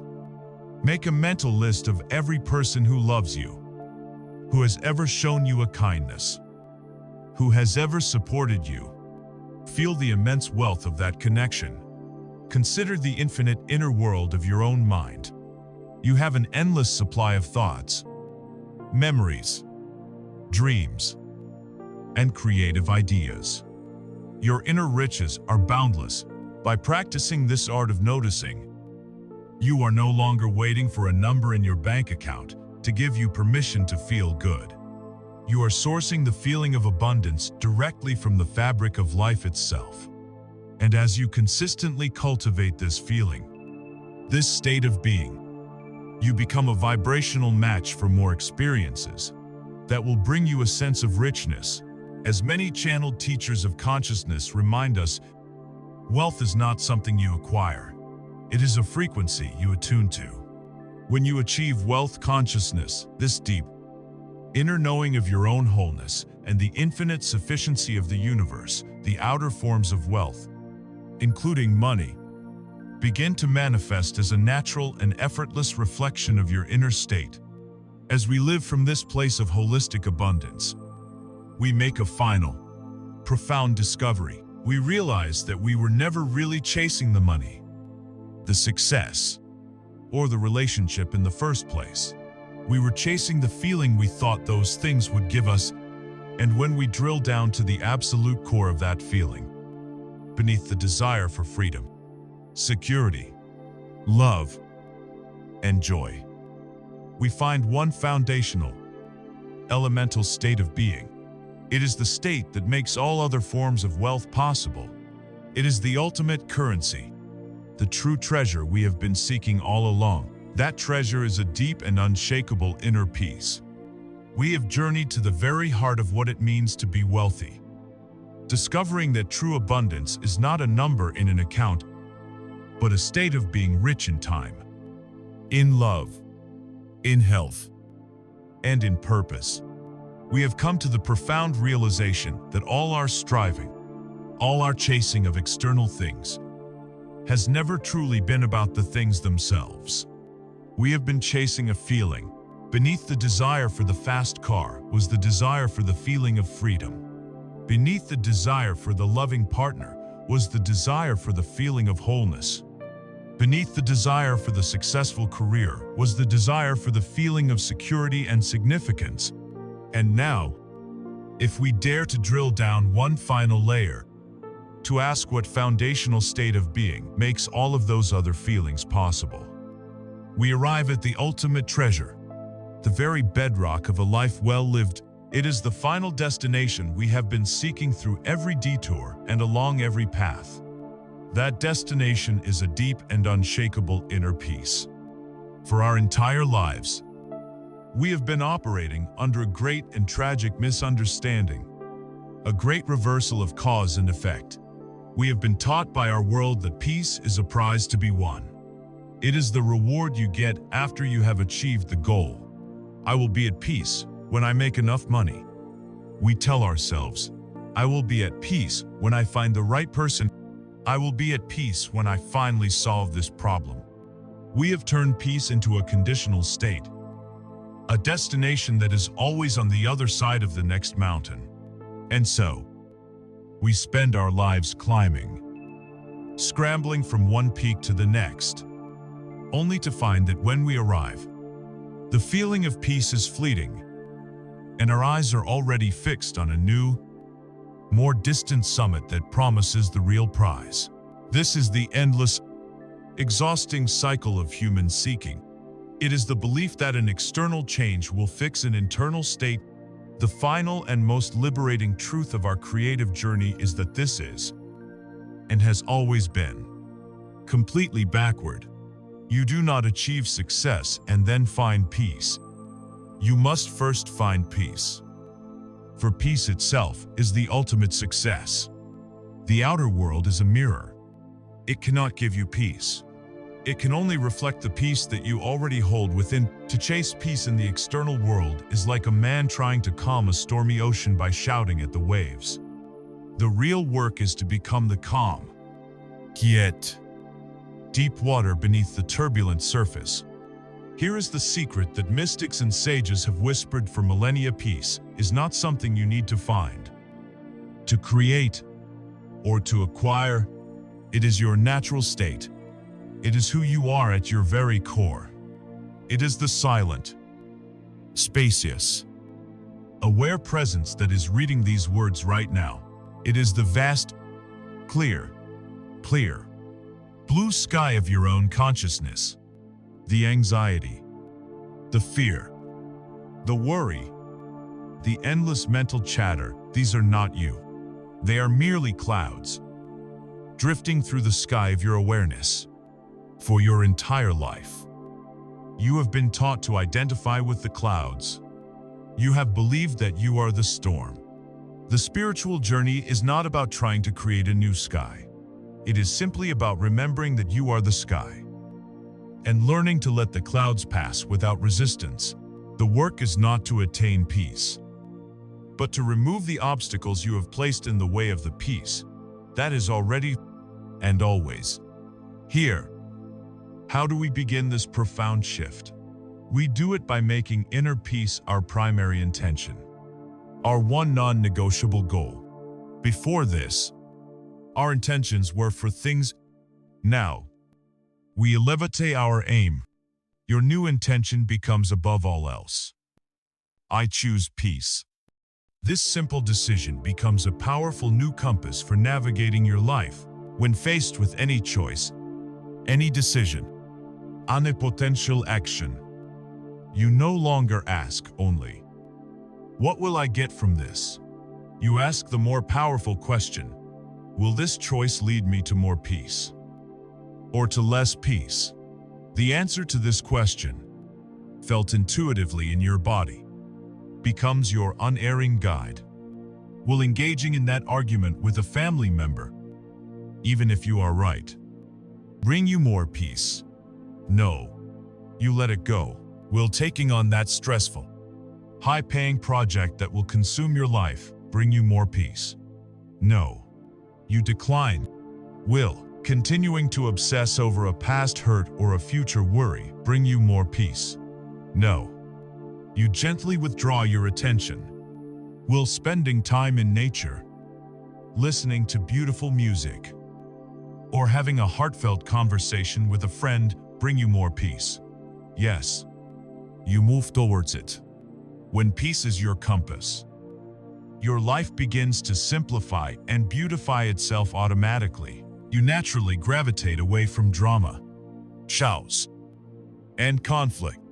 You become a vibrational match for other peaceful people, for calm environments, and for harmonious situations.